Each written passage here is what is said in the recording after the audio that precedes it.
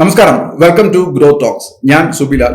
ഇന്ന് എന്റെ കൂടെയുള്ളത് ആപ്സ്കൂക്ക് ടെക്നോളജീസിന്റെ ഫൗണ്ടറായ ഡോക്ടർ ജയൻ ജോസഫ് ആണ്. ഇദ്ദേഹത്തിന്റെ ഒരു ഫ്രണ്ട്ലി ഫണ്ട് എന്ന് പറയുന്ന പ്രൊജക്ട് ഒരുപാട് സംരംഭകർക്ക് വളരെയധികം യൂസ്ഫുൾ ആണ്. ഫോർ എക്സാമ്പിൾ, ശമ്പളം കൊടുക്കാൻ കാശില്ലെങ്കിൽ അദ്ദേഹം സഹായിക്കും. പ്രൊഡക്റ്റ് പർച്ചേസ് ചെയ്യാൻ കാശില്ലെങ്കിൽ ഒരുപക്ഷെ അദ്ദേഹത്തിന് സഹായിക്കാനായിട്ട് സാധിക്കും. ഇത് കൂടാതെ മറ്റെന്തൊക്കെയോ ഉണ്ട്. അപ്പൊ നമുക്ക് അദ്ദേഹത്തിനോട് തന്നെ ചോദിക്കാം, ഫ്രണ്ട്ലി ഫണ്ട് എങ്ങനെയാണ് ഒരു സംരംഭകന് യൂസ്ഫുൾ ആകുന്നത്.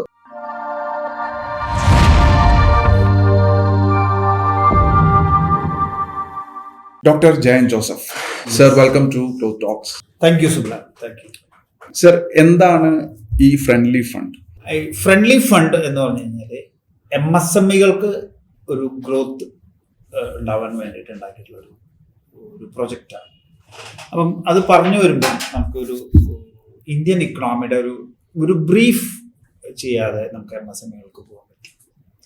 ഇപ്പം Indian economy is growing at 6.9%. Indian economy 5 trillion economy ആയിട്ട് 2047 മാറും അല്ലെങ്കിൽ മാറ്റണം എന്ന് പറഞ്ഞിട്ടുള്ള രീതിയിലാണ് നടന്നുകൊണ്ടിരിക്കുന്നത്. അങ്ങനെ വരണമെങ്കിൽ നമ്മൾ ഇതിൻ്റെ ഒരു ഡബിൾ ഗ്രോത്ത് GDP കൺസിസ്റ്റൻ്റ് ആയിട്ട് നോക്കുകയാണ്.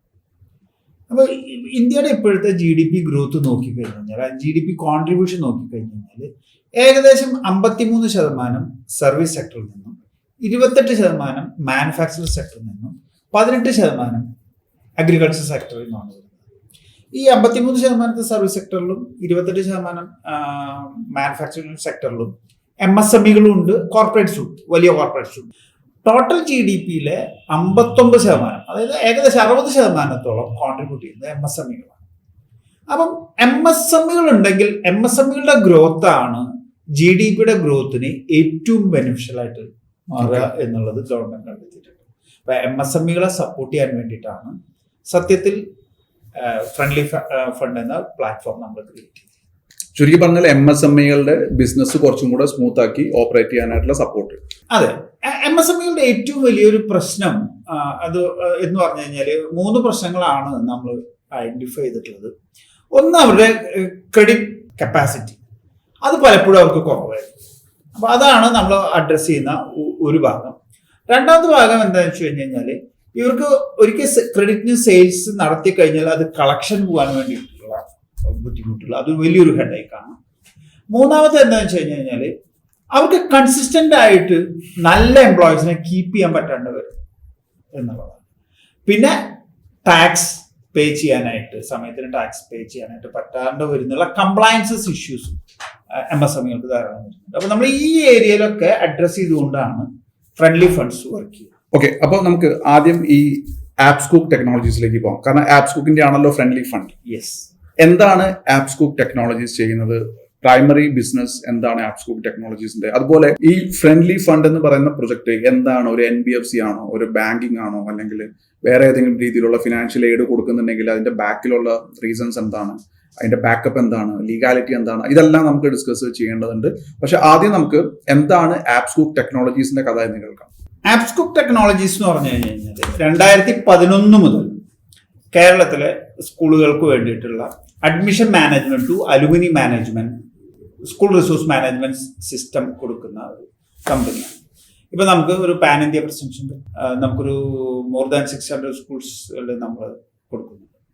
അതിന്റെ ഭാഗമായിട്ട് നമ്മൾ പാരന്റ്സിന്റെ കയ്യിൽ നിന്ന് ഫീസ് കളക്ട് ചെയ്തിട്ട് സ്കൂളിലേക്ക് അടയ്ക്കുന്ന ഓൺലൈൻ പേയ്മെന്റ് ഗേറ്റ് വേ സിസ്റ്റം ബാങ്ക്സ് ആയിട്ട് നമ്മൾ ഇന്റഗ്രേറ്റ് ചെയ്തു. അപ്പൊ നമ്മുടെ പേയ്മെന്റ് ഗേറ്റ് വേ ഇന്റഗ്രേറ്റ് ചെയ്തിരിക്കുന്നത് HDFC bank, axis bank, ICICI bank, federal bank, PayU, free charge, ഇങ്ങനെയുള്ള ആൾക്കാരായിട്ടാണ് നമ്മൾ ഇന്റഗ്രേറ്റ് ചെയ്തിരിക്കുന്നത്. ഇതേപോലെയുള്ള അഗ്രഗേറ്റേഴ്സ് വഴിയാണ് ഒരു സെല്ലർക്ക്, ഇപ്പൊ നമ്മുടെ ഓൺലൈൻ സെയിൽസും ഡിജിറ്റൽ സെയിൽസ് ഒക്കെ കൂടി വരുന്ന സമയത്ത് നമ്മൾ payment, credit card, debit card, UPI payment നടത്തുമ്പോൾ ഒരു അഗ്രഗേറ്റർ ആവശ്യമുണ്ട്. അപ്പൊ ഇത്തരം അഗ്രഗേറ്റർ കസ്റ്റമറുടെ കയ്യിൽ നിന്ന് പൈസ വാങ്ങിച്ചിട്ട് ഒറിജിനൽ സെല്ലർക്ക് ഹാൻഡ് ഓവർ ചെയ്യുന്നില്ല എന്ന് പറഞ്ഞുള്ള ഒരുപാട് കംപ്ലൈന്റ്സ്. അപ്പൊ reserve bank of India, RBI ഒരു കാര്യം ചെയ്തു. 2023 മാർച്ച് വെച്ചിട്ട് ഇതുവരെ നോഡൽ അക്കൗണ്ടിൽ വന്നിട്ടുള്ള പൈസയും പോയിട്ടുള്ള പൈസയും തമ്മിൽ റീകൺസിൽ ചെയ്തിട്ട് എത്ര ബാലൻസ് ഔട്ട്സ്റ്റാൻഡിങ് ഉണ്ട് എന്നുള്ളതും അതിന് റീസൺ എന്താണെന്നും ബാങ്കുകളോട് സബ്മിറ്റ് ചെയ്യാൻ പറഞ്ഞു. ഈ അഗ്രിഗേറ്റർ എല്ലാം ബാങ്ക്സ് ആയിട്ട് ടൈപ്പ്. അങ്ങനെ നമുക്ക് നിൽക്കാൻ പറ്റും. നോഡൽ അക്കൗണ്ട് അതായത് പേയ്മെന്റ് ഫെയിലിയേഴ്സും അല്ലെങ്കിൽ പേയ്മെന്റ് ചെയ്തതിനു ശേഷം സെല്ലർക്ക് കിട്ടാതിരിക്കുക, ഫെയിലിയേഴ്സ് അല്ല ഉദ്ദേശിച്ചത്. അതായത് ഫ്രോഡുലന്റ് പേയ്മെന്റ്സ്, കസ്റ്റമറുടെ കയ്യിൽ നിന്ന് പൈസ പോയി, സെല്ലർക്ക് കിട്ടിയിട്ടില്ല. അപ്പൊ ഈ നോഡൽ അക്കൗണ്ടിലായിരിക്കും ഈ പൈസ കിടക്കുന്നത്. ഓക്കെ, ഈ നോഡൽ അക്കൗണ്ട് പേയ്മെന്റ് ഗേറ്റ്വേയുടെ ആയിരിക്കും. ഈ നോഡൽ അക്കൗണ്ട് നമ്മളുടെ പേരിലായിരിക്കും, ഒരു ബാങ്കിലായിരിക്കും ഇതിനെ പാർക്ക് ചെയ്തിട്ടുണ്ടാവും. ഈ നമ്മളുടെ പേര് എന്ന് പറയുമ്പോൾ ആപ്സ്കൂക്ക് ടെക്നോളജിയുടെ പേരിൽ. അതേപോലെ മറ്റേ റിസർവ് പേ, പേയു, അതേപോലുള്ള പല ആൾക്കാരുടെ നോഡൽ അക്കൗണ്ട്സ്. അതെ, ഈ എമൗണ്ട് ഇരിക്കുന്ന പേയ്മെന്റ് ഗേറ്റ്വേയുടെ കയ്യിലാണ് ആ ഒരു കേസിൽ. ബാങ്കിലാണ് ആക്ച്വലി അക്കൗണ്ട്, ഹോൾഡ് ചെയ്യുന്നത് പേയ്മെന്റ് ഗേറ്റ്വേ ആണ്. അഗ്രഗേറ്റർ ആണ്. പേയ്മെന്റ് ഗേറ്റ്വേ അഗ്രഗേറ്റർ ആണ് അത് ഹോൾഡ് ചെയ്യുന്നത്. അപ്പൊ നമ്മളുടെ നോഡൽ അക്കൗണ്ടും ഇതേപോലെ സ്ക്രൂട്ടിനിക്ക് പോയി. So total 2,872 crore plus amount ആണ് നമ്മൾ കളക്ട് ചെയ്തിട്ട് സ്കൂളുകൾക്ക് നമ്മൾ കൈമാറി. 2,870 കോടി രൂപയാണ് ആപ്സ്കൂക്ക് വഴി പാരന്റ്സിന്റെ കയ്യിൽ നിന്ന് സ്കൂളുകളിലേക്ക് പോയിട്ടുള്ളത്, ട്രാൻസാക്ഷൻ നടന്നിട്ടുള്ളത്. എത്ര വർഷം കൊണ്ട്? 2016 മുതൽ 2023 വരെ. അപ്പൊ 2016-17 കുറച്ചേ ഉണ്ടായിരുന്നുള്ളൂ. അതിനുശേഷമാണ് കോവിഡ് വന്നപ്പോൾ 6 years ടൈമിലാണ്. അപ്പം അതിന്റെ ഓഡിറ്റ് കഴിഞ്ഞപ്പോ ഞങ്ങൾക്ക് 7 രൂപ 82 പൈസയുടെ ഡിഫറൻസ് ആണ് ആകെ ഉണ്ടായിട്ടുള്ളത്. വെറും 7 രൂപ. വെറും 7 രൂപ 82 പൈസയുടെ. അപ്പൊ ഓഡിറ്റിംഗ് കഴിഞ്ഞിട്ട് ഞങ്ങൾക്ക് കിട്ടിയ റിപ്പോർട്ട് സൗത്ത് ഇന്ത്യയിലത്തെ ബെസ്റ്റ് അക്കൗണ്ട് ഞങ്ങളുടെ ആണെന്നാണ്. പ്രോബബ്ലി ഓൾ ഇന്ത്യയിലും ഞങ്ങളുടെ ആയിരിക്കാൻ സാധ്യതയുണ്ട് ബെസ്റ്റ് അക്കൗണ്ട്. അപ്പൊ ഞാനൊരു കാര്യം ചോദിച്ചോട്ടെ, ഓഫ് ടോപ്പിക് ആണ്. അത്രയും ക്ലീൻ ആയിട്ട് ട്രാൻസാക്ഷൻസ് ഹാൻഡിൽ ചെയ്യാൻ ആപ്സ്കൂക്കിന് പറ്റിയിട്ടുണ്ടെങ്കിൽ ഈ സർവീസ് സ്കൂൾ ഇൻഡസ്ട്രിയിൽ നിന്ന് മറ്റുള്ള സ്ഥലങ്ങളിലേക്ക് എക്സ്റ്റെൻഡ് ചെയ്യാനുള്ള ഒരു പ്ലാൻ ഉണ്ടോ ഇല്ലയോ? ഞാൻ പറഞ്ഞു വരുന്നതാണ് എങ്ങനെ നമ്മൾ ഫ്രണ്ട്ലി ഫണ്ട്സിലേക്ക് വന്നു എന്നുള്ളത്. ഞാൻ സത്യത്തിൽ സ്കൂൾ ഡൊമൈനിൽ നിന്ന് വേറൊരു ഡൊമൈനിലേക്ക് പോകാനായിട്ട് നമ്മൾ ഉദ്ദേശിച്ചിരുന്നു, പക്ഷെ നമ്മൾ പ്ലാനിലുണ്ടായിരുന്നു, പക്ഷെ നമ്മൾ അത് ഫോക്കസ് ചെയ്തിട്ടുണ്ടായിരുന്നു. അപ്പൊ ഇത്രയും നന്നായിട്ട് നമ്മൾ അക്കൗണ്ട് ഹാൻഡിൽ ചെയ്തപ്പോഴാണ് ബാങ്ക്സ് നമ്മൾ ഇങ്ങോട്ട് ചോദിച്ചത്, അങ്ങനെയാണെങ്കിൽ ഞങ്ങൾക്ക് MSMEകളെ ഹെൽപ്പ് ചെയ്യുന്ന ഒരു സർവീസ് ഉണ്ട്, ക്രെഡിറ്റ് സർവീസ് ഉണ്ട്, അത് നിങ്ങൾക്ക് ഹാൻഡിൽ ചെയ്യാൻ പറ്റും എന്ന് ബാങ്ക് പ്രപ്പോസ് ചെയ്തു. എന്ന് ബാങ്ക് ഇങ്ങോട്ട് പ്രപ്പോസ് ചെയ്തു. അപ്പം വി ആർ ഓൾസോ ഇൻട്രസ്റ്റഡ്. കാരണം എന്താ വെച്ച് കഴിഞ്ഞാൽ MSMEകളെ നന്നായിട്ട് ഹെൽപ്പ് ചെയ്യാൻ പറ്റുന്ന ഒരു സിസ്റ്റമാണ്. അപ്പം നമ്മൾ യെസ് എന്ന് പറഞ്ഞു. സോ അത് ഗവൺമെന്റിന്റെ ഒരു പോളിസിയാണോ? യെസ്, ഗവൺമെന്റ് പോളിസി എന്ന് പറഞ്ഞാൽ ഗവൺമെന്റ് പോളിസി ഉണ്ടാക്കും and that policy will be given to RBI. RBI ബാങ്കുകൾക്ക് ഇൻസ്ട്രക്ഷൻ കൊടുക്കും. ഇപ്പൊ നമ്മുടെ ഇവിടെ അഗ്രികൾച്ചർ ലോൺ 4% കൊടുക്കണം എന്നുള്ളത് ഗവൺമെന്റിന്റെ ഒരു പോളിസിയാണ്. അപ്പൊ ഗവൺമെന്റ് എന്ത് ചെയ്തു, RBIയോട് അതിനനുസരിച്ചുള്ള സിസ്റ്റം ക്രിയേറ്റ് ചെയ്യാൻ പറഞ്ഞു. ആ സിസ്റ്റത്തിൽ ബാങ്കുകളോട് വർക്ക് ചെയ്യാൻ പറഞ്ഞു. അങ്ങനെയാണ് ഇപ്പൊ നമുക്ക് മറ്റേ ഗോൾഡ് ലോണൊക്കെ കാർഷിക ലോണായിട്ട് നമുക്ക് 7% നമുക്ക് കിട്ടുന്നതും നമ്മൾ കറക്റ്റ് ആയിട്ട് അടച്ചു കഴിഞ്ഞാൽ 3% സബ്സിഡി ആയി വന്നിട്ട് ഇഫക്റ്റീവ്ലി 4% വരുള്ളൂ. അപ്പം അങ്ങനെ ഇതേപോലെ ബാങ്കുകളോട് റിസർവ് ബാങ്ക് പറയും നിങ്ങളുടെ ടോട്ടൽ ലോണിന്റെ ഇത്ര പെർസെന്റേജ് അഗ്രികൾച്ചർ ലോൺ ആയിരിക്കണം, ഇത്ര പെർസെന്റേജ് നിങ്ങൾ MSME ആയിരിക്കണം, ഇത്ര പെർസെന്റേജ് നിങ്ങൾ അല്ലെങ്കിൽ ഇത്ര പെർസെന്റേജ് പേഴ്സണൽ ലോൺ പാടുള്ളൂ എന്നൊക്കെ പറയുന്നത്. ഇന്ത്യൻ ബാങ്ക്സ് നന്നായിട്ട് RBI റെഗുലേറ്റഡ് ആണ്. മറ്റേ ഫോറിനിലുള്ള ബാങ്കുകൾ പൊട്ടുന്ന പോലെ നമ്മളിവിടെ ബാങ്കുകൾ പൊട്ടാറില്ല. അഥവാ ഏതെങ്കിലും ബാങ്കുകൾ എന്തെങ്കിലും പറ്റിക്കഴിഞ്ഞാൽ മറ്റേ ബാങ്ക് അപ്പൊ തന്നെ ടേക്ക് ഓവർ ചെയ്തിട്ട് നമ്മുടെ ഇൻവെസ്റ്റ് ചെയ്തിട്ടുള്ള അതിൽ പൈസ ഇൻവെസ്റ്റ് ചെയ്തിട്ടുള്ള ആൾക്കാർക്ക്, ഡെപ്പോസിറ്റ് ചെയ്തിട്ടുള്ള ആൾക്കാർക്ക് ആ പൈസ തിരിച്ചു കൊടുക്കാനായിട്ട് അത് ഈ RBIയുടെ നല്ലൊരു റെഗുലേഷൻ നിൽക്കുന്നതുകൊണ്ടാണ് സംഭവിക്കുന്നത്. അപ്പൊ അങ്ങനെയാണ് ഫ്രണ്ട്ലി ഫണ്ട്സിലേക്ക് വരുന്നത്. യെസ്, ചുരുക്കി പറഞ്ഞു കഴിഞ്ഞാല് നമ്മുടെ ക്ലീൻ റെക്കോർഡ് കണ്ട് ഒരു ബാങ്കാണ് ഇങ്ങോട്ട് പ്രപ്പോസ് ചെയ്യുന്നത്, നമുക്ക് ഇങ്ങനെ ഒരു പ്രോഗ്രാം ഉണ്ട്, അത് ടേക്കപ്പ് ചെയ്യാൻ താല്പര്യമുണ്ടോ എന്ന് ചോദിക്കുന്നു. ഒരു ബാങ്ക് അല്ല, 3 ബാങ്കാണ്. 3 ബാങ്ക് നമ്മൾ അപ്രോച്ച് ചെയ്തു. അപ്പൊ 3 ബാങ്കിന്റെയും ഈ പ്രോസസ് എന്ന് പറയുന്നത് MSMEനെ സപ്പോർട്ട് ചെയ്യാൻ വേണ്ടിയിട്ടുള്ള ഫണ്ട് അഗ്രിഗേഷൻ പ്രോസസ്, ബേസിക്കലി അവരുടെ കസ്റ്റമർ അഗ്രിഗേഷൻ ആണല്ലോ സംഭവിക്കുന്നത്. അതെ അതെ അതെ അതെ. അതായത് നമ്മളുടെ ഒരു MSMEകളെയാണ് നമ്മൾ ടാർഗറ്റ് ചെയ്യുന്നത്, നോട്ട് ഫോർ ബിഗ് കോർപ്പറേറ്റ്സ്. കാരണം MSMEകളാണ് backbone of Indian industry. അവരെ ടാർഗറ്റ് ചെയ്തിട്ടാണ് വർക്ക് ചെയ്യുന്നത്. അപ്പൊ അവർക്ക് പലപ്പോഴും ഒരു മാനുഫാക്ചറർ അല്ലെങ്കിൽ ഒരു ട്രേഡർ അല്ലെങ്കിൽ ഒരു ഡിസ്ട്രിബ്യൂട്ടർ ഇവരൊക്കെ MSMEയിൽ വരും. അപ്പൊ ഇങ്ങനെ വരുന്ന ആൾക്കാർക്ക് ഈവൻ റീറ്റെയിലേഴ്സ് വരെ MSMEയിൽ വരും. അപ്പൊ ഇങ്ങനെ വരുന്ന ആൾക്കാർക്ക് അവരുടെ ബിസിനസ് ചെയ്യാൻ വേണ്ടിയിട്ട് ക്രെഡിറ്റില് അല്ലെങ്കിൽ നമുക്ക് ക്യാഷ് വേണം. ഈ ക്യാഷ് എടുക്കാനായിട്ട് ഇപ്പൊ ഓൾറെഡി നമ്മൾ ബാങ്ക് ലോൺ കൊടുക്കുന്നുണ്ട്. പക്ഷെ ബാങ്ക് ലോൺ കൊടുക്കുമ്പോൾ അതിലെന്ത് അവർക്ക് കൊളാറ്ററൽ സെക്യൂരിറ്റി വേണം, അതർ നോംസ് ഒക്കെ ഉണ്ട്. അപ്പൊ ഈ സെക്ടറിൽ പറഞ്ഞിരിക്കുന്നത് നോൺ കൊളാറ്ററൽ ലോൺ ആണ്. കൊളാറ്ററൽ വേണ്ട. ഗ്രേറ്റ്. പക്ഷെ കൊളാറ്ററൽ വേണ്ട എന്ന് പറയുമ്പോൾ തന്നെ അപ്പുറത്ത് വളരെ ശ്രദ്ധിക്കണം. കാരണം എന്താ വെച്ച് കഴിഞ്ഞാൽ കൊളാട്രൽ വേണ്ടാത്ത ഒരു ലോൺ എന്ന് പറഞ്ഞു കഴിഞ്ഞാൽ ആൾക്കാർ ഓടി വരും, അല്ലെങ്കിൽ നല്ല ആൾക്കാരും വരും, മോശം ആൾക്കാരും വരും. അപ്പം ബാങ്കിനെ സംബന്ധിച്ചിടത്തോളം ബാങ്ക് ഒരു ആൾക്ക് ലോൺ കൊടുക്കുക എന്ന് പറഞ്ഞു കഴിഞ്ഞാൽ വേറൊരു ഡെപ്പോസിറ്റ് ചെയ്ത ഒരാളുടെ പൈസ എടുത്തിട്ടാണ് തരുന്നത്. ബാങ്ക് എന്താ ചെയ്യുന്നത് വെച്ച് കഴിഞ്ഞാൽ ഡെപ്പോസിറ്റ് ചെയ്തിട്ടുള്ള ഒരാൾക്ക് ഫോർ എക്സാമ്പിൾ ഒരു 8% ഇൻട്രസ്റ്റ് കൊടുക്കണം, അല്ലെങ്കിൽ 7%, 8% ഇൻട്രസ്റ്റ് കൊടുക്കണം എന്നുണ്ടെങ്കിൽ ഇപ്പോഴത്തെ ഒരു 10-11% ലോൺ കൊടുത്തിട്ട് ആ 3% എടുത്തിട്ടാണ് ബാങ്കിന്റെ working capital, working cost and profit create ചെയ്യുന്നത്. അപ്പം അവർക്ക് ഒരു മറ്റേ കൊളാട്രൽ സെക്യൂരിറ്റി ഇല്ലാത്ത ഒരു ലോൺ എന്ന് പറയുമ്പോൾ ഇപ്പുറത്ത് ഡെപ്പോസിറ്റേഴ്സിനെ അവർക്ക് അവരുടെ എക്സ്പെക്ടേഷൻ മീറ്റ് ചെയ്തേ പറ്റൂ. അപ്പോൾ ഫിനാൻഷ്യൽ ക്രെഡൻഷ്യൽസും പേഴ്സണൽ ക്രെഡൻഷ്യൽസും നന്നായിട്ടുള്ള ആൾക്കാർക്ക് മാത്രമേ നോൺ കൊളാട്രൽ ലോൺ കൊടുക്കൂ. സോ എലിജിബിലിറ്റി ക്രൈറ്റീരിയ ഉണ്ട്. ഞാൻ ഒരു കാര്യം ഇവിടെ ചോദിക്കാൻ ആഗ്രഹിക്കുന്നത്, ഇപ്പോ ബാങ്കുകൾ ആപ്സ് കുക്കിന് ഈ ഒരു പ്രോസസ്സ്, അതായത് ഈ ഒരു പെർമിഷൻ തന്നു, instead of bank you can find customers and help them to get. അതിനൊരു റീസൺ ഉണ്ട്. അത് അപ്പൊ ഇന്ത്യയിലുള്ള ഒരു മറ്റേ RBI തന്നെ കൊണ്ടുവന്നിട്ടുള്ള ഒരു ഇത് എന്താ വെച്ച് കഴിഞ്ഞാൽ നമുക്ക് ഓവർ ഡ്രാഫ്റ്റ് ഫെസിലിറ്റി ബാങ്കിൽ നിന്ന് കിട്ടുമല്ലോ. ഒരു ബാങ്കിൽ നിന്ന് ഓവർ ഡ്രാഫ്റ്റ് ഫെസിലിറ്റി എടുക്കുന്നുണ്ടെങ്കിൽ വേറൊരു ബാങ്കിൽ നിന്ന് വേറെ എന്തെങ്കിലും നമ്മൾ ലോൺ എടുക്കണമെങ്കിൽ ഈ ഓവർ ഡ്രാഫ്റ്റ് ഫെസിലിറ്റി കൊടുത്ത ബാങ്കിൽ നിന്ന് NOC, നോ ഒബ്ജക്ഷൻ സർട്ടിഫിക്കറ്റ് വാങ്ങിക്കണം, എന്നാൽ മാത്രമേ എടുക്കാൻ പറ്റുള്ളൂ. അപ്പൊ ഒരു നല്ലൊരാൾ ഒരു ബാങ്കിൽ ചെന്നു അവർ എടുക്കാന്ന് പറഞ്ഞു. അപ്പൊ അവരുടെ ബാങ്കിൽ നിന്ന് NOC മേടിക്കാൻ പറഞ്ഞു കഴിഞ്ഞാൽ NOC മേടിക്കാൻ പോകുമ്പോൾ സ്വാഭാവികമായിട്ട് ആ ബ്രാഞ്ച് മാനേജർ എന്താ പറയാ, താങ്കൾക്ക് ഞങ്ങൾ തന്നെ ലോൺ തരാം, നിങ്ങൾ എന്തിനാ അവരുടെ കയ്യിൽ നിന്ന് എടുക്കാൻ പോണേ. നല്ല ആളാണെങ്കിൽ. മോശം ആളാണെങ്കിൽ, അപ്പൊ അയാൾക്ക് തൃപ്തി ഇല്ലാത്ത ഒരാളാണെങ്കിൽ NOC കൊടുക്കും. അപ്പൊ അൾട്ടിമേറ്റ്ലി ഒരു ബാങ്കിൽ നിന്ന് ഒരു NOC കിട്ടിയാൽ ഒരാള് എന്താ പറയാ ഇൻസിസ്റ്റ് ചെയ്യാണ്, എനിക്ക് NOC വേണം എന്ന് പറഞ്ഞ് ഇൻസിസ്റ്റ് ചെയ്ത് കഴിഞ്ഞാൽ NOC കിട്ടും. അല്ലാത്ത കേസിൽ ഒരു NOC കിട്ടിയാൽ ആ ബ്രാഞ്ചിന് ലോൺ സർവീസ് ചെയ്യാൻ താല്പര്യം കുറവുള്ള ഒരാൾ എന്നാണ് പൊതുവെ ഈ ബാങ്കിങ് ഇൻഡസ്ട്രിയിൽ കണക്കാക്കുക. അപ്പൊ അതുകൊണ്ട് പുതിയ ബാങ്കിന് പുതിയ കസ്റ്റമേഴ്സിന് കിട്ടാൻ ബുദ്ധിമുട്ടാണ്. അപ്പൊ അത് ഓവർകം ചെയ്യാനാണ് ആപ്സ് കുക്കിനെ പോലുള്ള അഗ്രഗേറ്റേഴ്സിനെ വെച്ചിരിക്കുന്നത്. ഞങ്ങൾക്ക് NOC വേണ്ട. So bank needs aggregators. ഞങ്ങളെപ്പോലുള്ള അഗ്രഗേറ്റേഴ്സിന് ആവശ്യമാണ്. സോ ദെയർ മാർക്കറ്റിംഗ് എക്സ്പെൻസസ് കുറയും, എഫേർട്സ് കുറയും. We will find good MSMEs. അപ്പോൾ ശരിക്കും പറഞ്ഞാൽ ആപ്സ് കുക്കിനെ ബാങ്കുകളാണ് ചൂസ് ചെയ്യുന്ന ഈ ഒരു പ്രോസസ്സിന് വേണ്ടിയിട്ട്.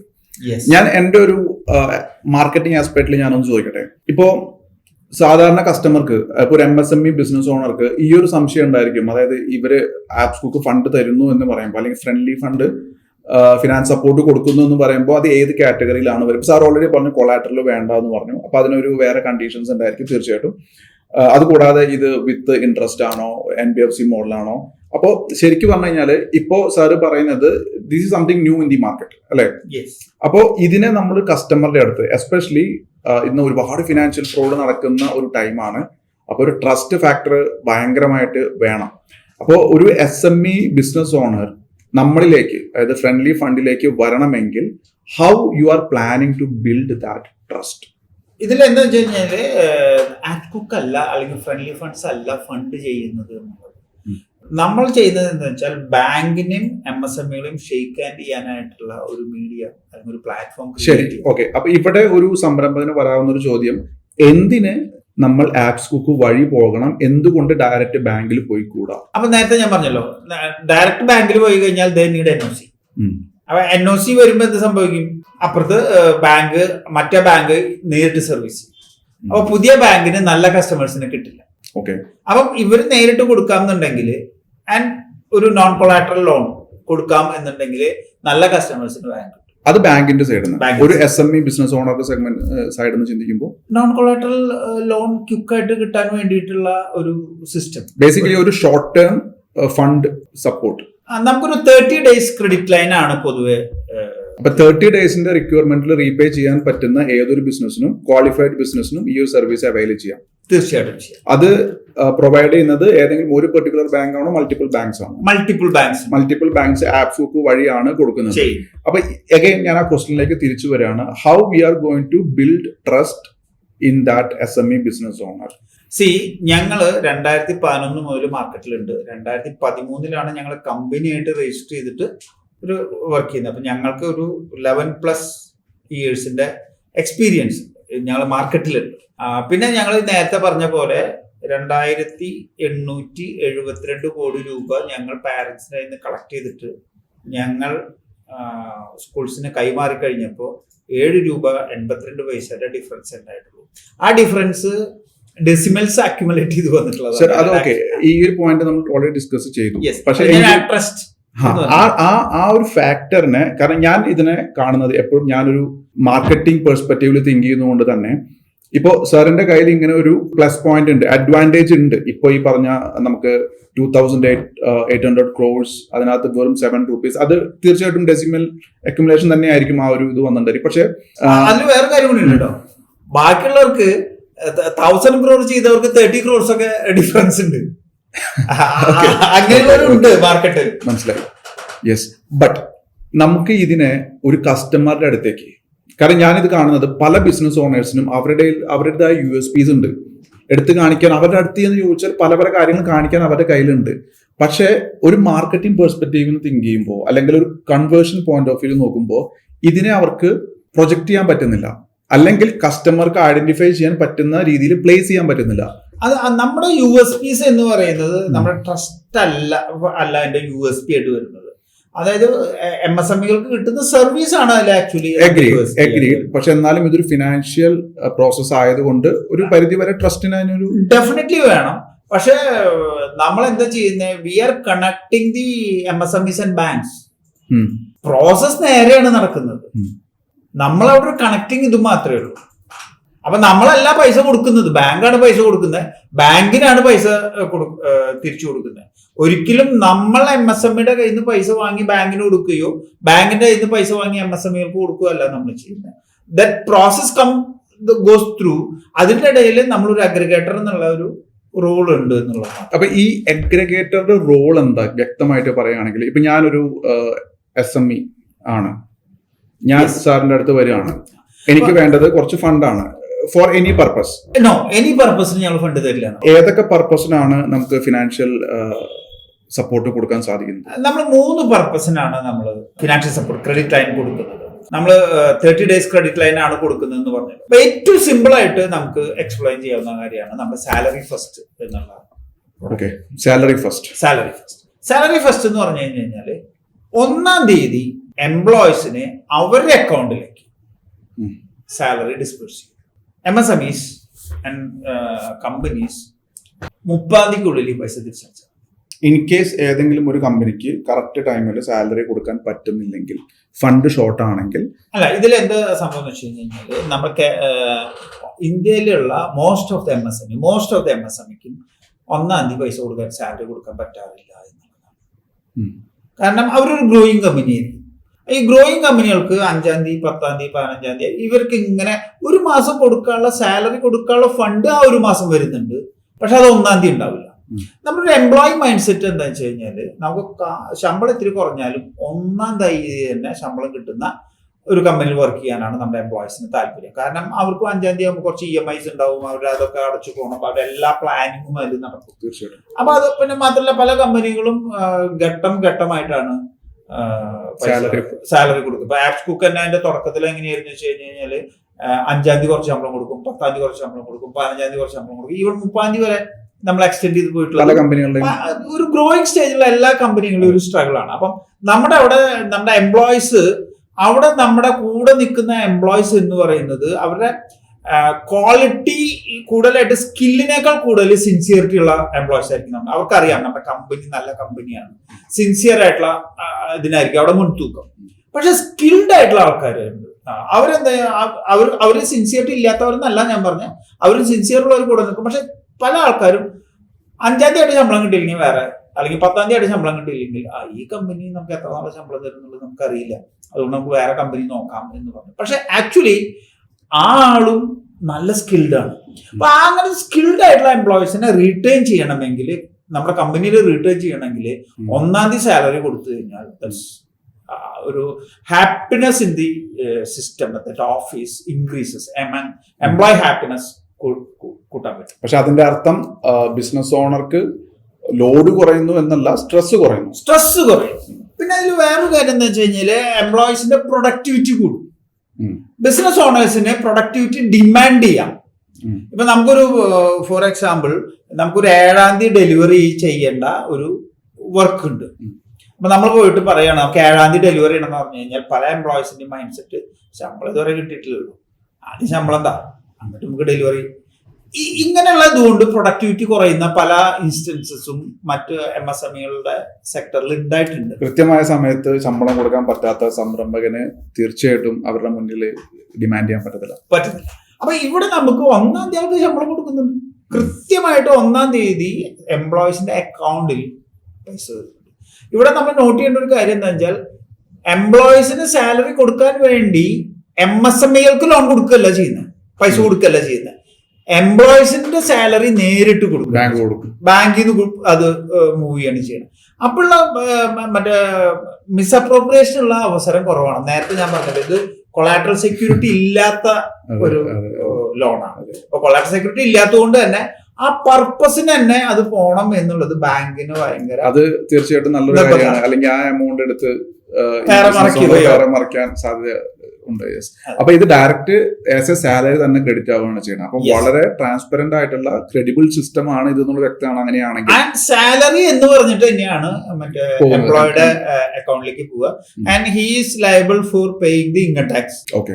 അപ്പൊ ബാങ്ക് നോക്കുന്നത് എന്താണെന്ന് വെച്ച് കഴിഞ്ഞാല് ഈ സാലറി എന്ന് പറഞ്ഞ ഒരു ഹെഡിലേക്ക് പോയിട്ട് ഒരാളുടെ അക്കൗണ്ടിലേക്ക് പോയിട്ട് അവിടെ മിസ്അപ്രോപ്രിയേഷൻ പോസിബിലിറ്റി അഗൈൻ കുറഞ്ഞു. കാരണം അവർ ഇൻകം ടാക്സിന്റെ ലയബിൾ ആണ്. സാലറി എന്ന് പറഞ്ഞിട്ട് തന്നെയാണ് ആ ട്രാൻസാക്ഷനിൽ സാലറി എന്ന് പറഞ്ഞിട്ട് തന്നെയാണ് പോവുക. എനിക്ക് തോന്നുന്നു ഈ വീഡിയോ കാണുന്ന ഏതൊരു എംപ്ലോയിയും തീർച്ചയായിട്ടും ഇത് ഓണർക്ക് അയച്ചു കൊടുക്കുക. Maybe he is looking for some option, like നിങ്ങൾക്ക് കൃത്യമായ സമയത്ത് സാലറി തരാൻ വേണ്ടിയിട്ട് അദ്ദേഹത്തിന് എന്തെങ്കിലും ഓപ്ഷൻ ആവശ്യമുണ്ടാകും. അപ്പോൾ വീഡിയോ ഷെയർ ചെയ്യാൻ മറക്കണ്ട. ഇനി ഒരു കമ്പനിക്ക് ഈ ഒരു ഫെസിലിറ്റി അവൈൽ ചെയ്യാനായിട്ട് എന്താണ് എലിജിബിലിറ്റി ക്രൈറ്റീരിയ, എന്താണ് പ്രോസസ്? ഇതിന്റെ മൊത്തം പ്രോസസ്സ് എന്ന് പറയുന്നത് സെയിം തന്നെയാണ്. ഇത് നമ്മുടെ സാലറി ഫസ്റ്റ് ആണെങ്കിലും വി കളക്ട് ആണെങ്കിലും ടാക്സ് ബഡി ആണെങ്കിലും നമുക്ക് അതിനെ കുറിച്ച് പറയാൻ ഇതൊക്കെയാണ്. പക്ഷെ എലിജിബിലിറ്റി ക്രൈറ്റീരിയ എന്ന് പറയുന്നത് സെയിം ആണ്.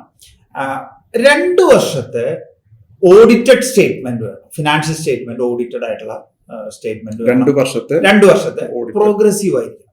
ഇനി അതിലൊരു ഡിപ്പ് ഉണ്ടെങ്കിൽ there should be a specific reason for that. Dip of what? Revenue.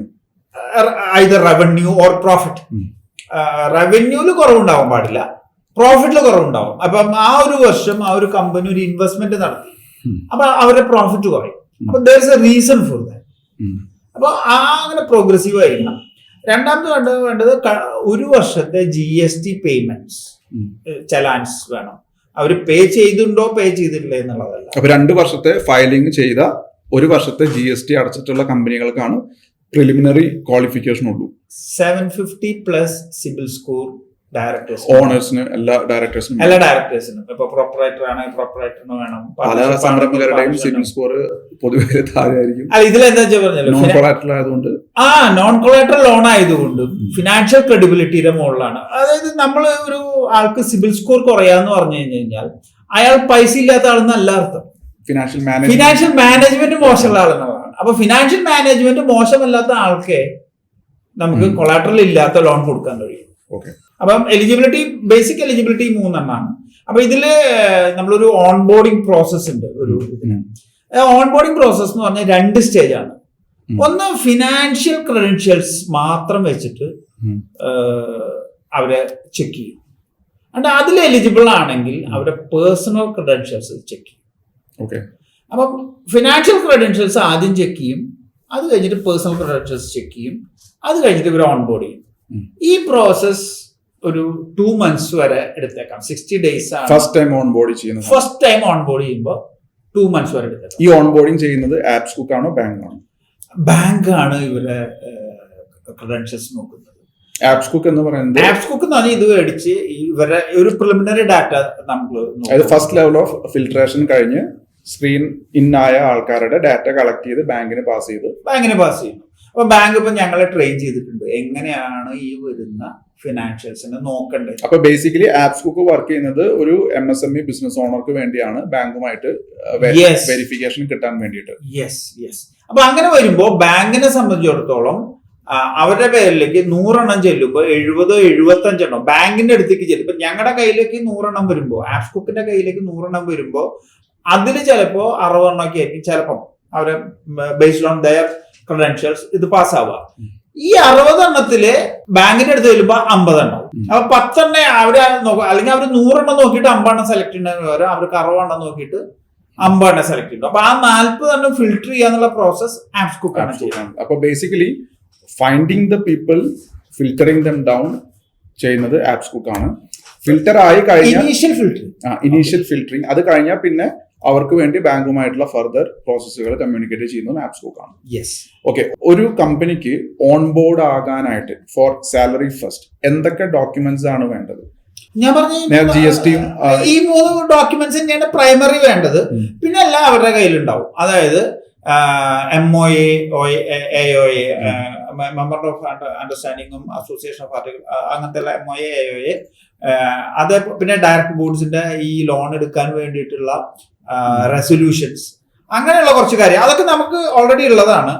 ഈ 3 നോക്കിയാൽ ബാക്കി. പക്ഷെ അങ്ങനെ വരുന്ന സമയത്ത് ഇപ്പോ നമുക്ക് ഒരു പ്രൈവറ്റ് ലിമിറ്റഡ് അല്ലെങ്കിൽ LLP മാത്രമല്ലേ പറ്റുള്ളൂ? അല്ലല്ല, പാർട്ണർഷിപ്പ് പറ്റും, പ്രൊപ്പറേറ്റർഷിപ്പ് പറ്റും. അപ്പൊ അവിടെ ഒരു MOU ഉണ്ടാവണമെന്നില്ല. അല്ല, പക്ഷെ അപ്പൊ അതിനനുസരിച്ച് ഇയാളുടെ കയ്യിൽ നിന്നൊരു എഗ്രിമെന്റ് വാങ്ങിക്കും. പ്രൊപ്പറേറ്റർഷിപ്പ് ആകുമ്പോൾ അതിനനുസരിച്ചുള്ള എഗ്രിമെന്റ് വാങ്ങിക്കും. അപ്പൊ അദ്ദേഹത്തിന് ഒരു പൊതുവെ പ്രൊപ്പറേറ്റർഷിപ്പിന് ഈ പറഞ്ഞ 2 വർഷത്തെ ഇൻകം റിട്ടേൺസ് ഒക്കെ ഉണ്ടാവുന്ന പേഴ്സണൽ റിട്ടേൺസ് ആയിരിക്കും അല്ലെ? അല്ല, അയാളുടെ പേഴ്സണൽ ഇൻകത്തിൽ ഇത് കാണിച്ചിട്ട് ഫയൽ ചെയ്തിട്ടുണ്ടാവും. അപ്പൊ അത് അയാളുടെ പേഴ്സണൽ ITR ആയിരിക്കും ഈ കമ്പനിയുടെ ITR ആയിട്ട് പരിഗണിക്കുന്നത്. അപ്പൊ ഇൻകം ഫ്രം ബിസിനസ് എന്ന് പറഞ്ഞിട്ടാണല്ലോ അതിൽ കാണിക്കുക. പേഴ്സണൽ ടാക്സ് ഫയൽ ചെയ്യണ സമയത്ത് പേഴ്സണൽ ഇൻകം ഉണ്ട്, ഇൻകം ഫ്രം അഗ്രികൾച്ചർ ഉണ്ട്, ഇൻകം ഫ്രം ബിസിനസ് ഉണ്ട്, ഇൻകം ഫ്രം സാലറി ഉണ്ട്, ഇൻകം ഫ്രം അഗ്രികൾച്ചർ ഉണ്ട്, ഇൻകം ഫ്രം ബിസിനസ് ഉണ്ട്. അതില് ആ ബിസിനസ്സിൽ കാണിച്ചിട്ടുണ്ടായിരുന്നു. അപ്പൊ ഇതിന്റെ ഒരു ആപ്ലിക്കേഷൻ പ്രോസസ് എങ്ങനെയാണ്?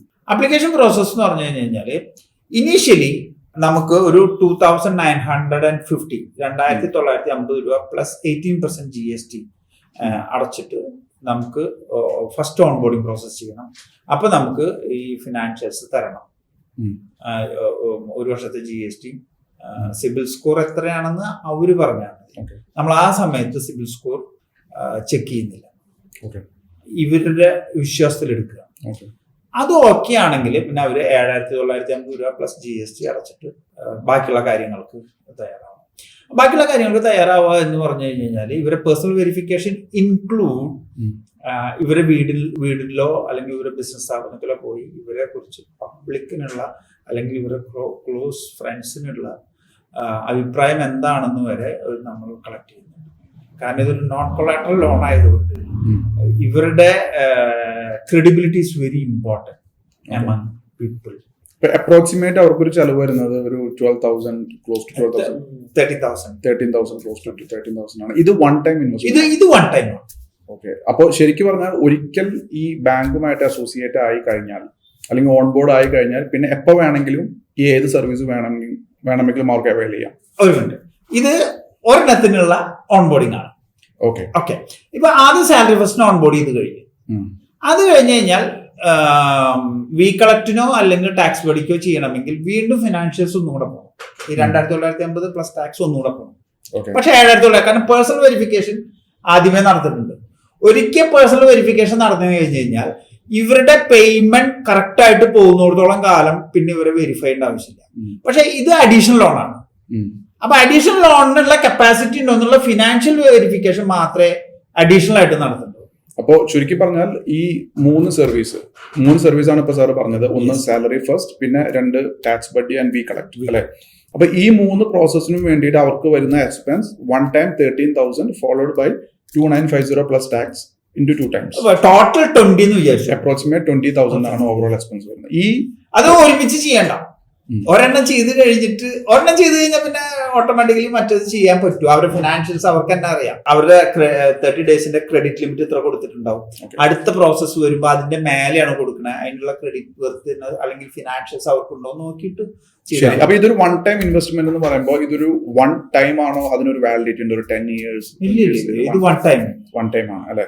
അപ്പൊ അതിനുശേഷം അവർക്ക് എപ്പോ വേണമെങ്കിൽ RBI റൂൾസ് മാറ്റുന്നവരെ ഓക്കെ, അത് കഴിഞ്ഞാൽ പിന്നെ അവർക്ക് എപ്പോ വേണമെങ്കിലും ഈ സർവീസ് അവൈൽ ചെയ്യാം, ചെയ്തു തുടങ്ങും. ഓക്കെ, ഇനി ഈ സർവീസ് അവൈൽ ചെയ്യാൻ വേണ്ടിയിട്ട് അപ്ലൈ ചെയ്യുന്നത് എങ്ങനെയായിരിക്കും? For example, on boarding verification കഴിഞ്ഞു, ഓൺ ബോർഡഡ് ആയ. അപ്പൊ ഇതിൽ നമ്മൾ 3 സർവീസ് നമുക്കുണ്ടല്ലോ. സാലറി ഫസ്റ്റ് ആണെങ്കിൽ നമ്മൾ ഓൺ ബോർഡ് ചെയ്ത് കഴിഞ്ഞ് കഴിഞ്ഞാൽ അവര് 31 തീയതി വൈകുന്നേരം അവരുടെ എംപ്ലോയീസിന് സാലറി കൊടുക്കാനായിട്ടുള്ള എക്സൽ ഇന്ന ആൾക്ക് ഇത്ര ഈ അക്കൗണ്ടിലേക്ക് ഇത്ര എമൗണ്ട് ട്രാൻസ്ഫർ ചെയ്യണം. കാരണം സാലറി എല്ലാ മാസം ചിലപ്പോൾ വേരിയേഷൻ, ലീവും ഇതനുസരിച്ചൊക്കെ വേരിയേഷൻസ് ഉണ്ടായിരിക്കും. അങ്ങനെ ഒരു എക്സൽ നമുക്ക് തന്നു കഴിഞ്ഞാൽ 1 തീയതി വൈകുന്നേരത്തിനുള്ളിൽ വിത്തിൻ 24 hours 1 തീയതി വൈകുന്നേരത്തിനുള്ളിൽ കൊടുക്കും. ഇനി ചില മറ്റേ ഇൻസ്റ്റിറ്റ്യൂഷന് 5 തീയതിയാണ് സാലറി കൊടുക്കേണ്ടത്, ഒരു 4 തീയതി എക്സൽ തരണം. 5 തീയതി അത്രയും ഫാസ്റ്റ് ആയിട്ട് പ്രോസസ് ചെയ്യാൻ പറ്റും. നമുക്ക് പ്രോസസ് ചെയ്യാൻ പറ്റും. ഞാൻ 1 തീയതി വൈകുന്നേരം എന്ന് പറയുന്നത് ഇച്ചിരി മാക്സിമം പറഞ്ഞാണ് 1 തീയതി രാവിലെ തന്നെ. മന്ത് എൻഡ് വരെ നമുക്ക് കമ്പനിക്ക് ഫിനാൻഷ്യൽ ടാർഗറ്റ് അച്ചീവ് ചെയ്യാൻ പറ്റിയില്ലെങ്കിലും ടൈമിൽ സാലറി കൊടുക്കാനായിട്ട് ആ ഒരു വിത്തിൻ 24 hours കൊടുക്കാൻ പറ്റുന്ന ഒരു ഫെസിലിറ്റി അവൈലബിൾ ആണ്. That's beautiful. ഇനി ഞാൻ വേറൊരു കാര്യം ചോദിക്കട്ടെ, ഇത് എന്റെ ആസ്പെക്ട് എന്നുള്ളൊരു ചോദ്യമാണ്. How you are going to take these service to people? എങ്ങനെയാണ് ഇതിന്റെ, കാരണം സാലറി കൊടുക്കാൻ കാശ് വേണോ എന്ന് ചോദിച്ച് നമ്മൾ പരസ്യം ചെയ്ത് കഴിഞ്ഞാൽ ഈ ഇൻഎലിജിബിൾ ആൾക്കാരായിരിക്കും കൂടുതൽ, ചിലപ്പോ ഒരു സ്റ്റാഫിന് സാലറി കൊടുക്കാൻ പോലും പറ്റാത്ത ആൾക്കാരായിരിക്കും കൂടുതൽ അതിനെ റെസ്പോണ്ട് ചെയ്യുക. സോ അത് നമ്മളെ സംബന്ധിച്ച് പ്രോസസ് ചെയ്യാന്ന് പറയുമ്പോൾ അറിയാലോ. ഇപ്പം ഞങ്ങൾ അങ്ങനെ ഒരു ക്രൈറ്റീരിയ വെക്കുന്നില്ല, ഒരു ആൾക്കാണോ 10 ആൾക്കാണോ 100 ആൾക്കാണോ എന്നുള്ളത് വെക്കുന്നില്ല. പക്ഷെ ബാങ്ക് പ്രിഫർ ചെയ്യുന്നത് കൂടുതലുള്ള ആൾക്കാർക്കാണ് ബാങ്ക് പ്രിഫർ ചെയ്യുന്നത്.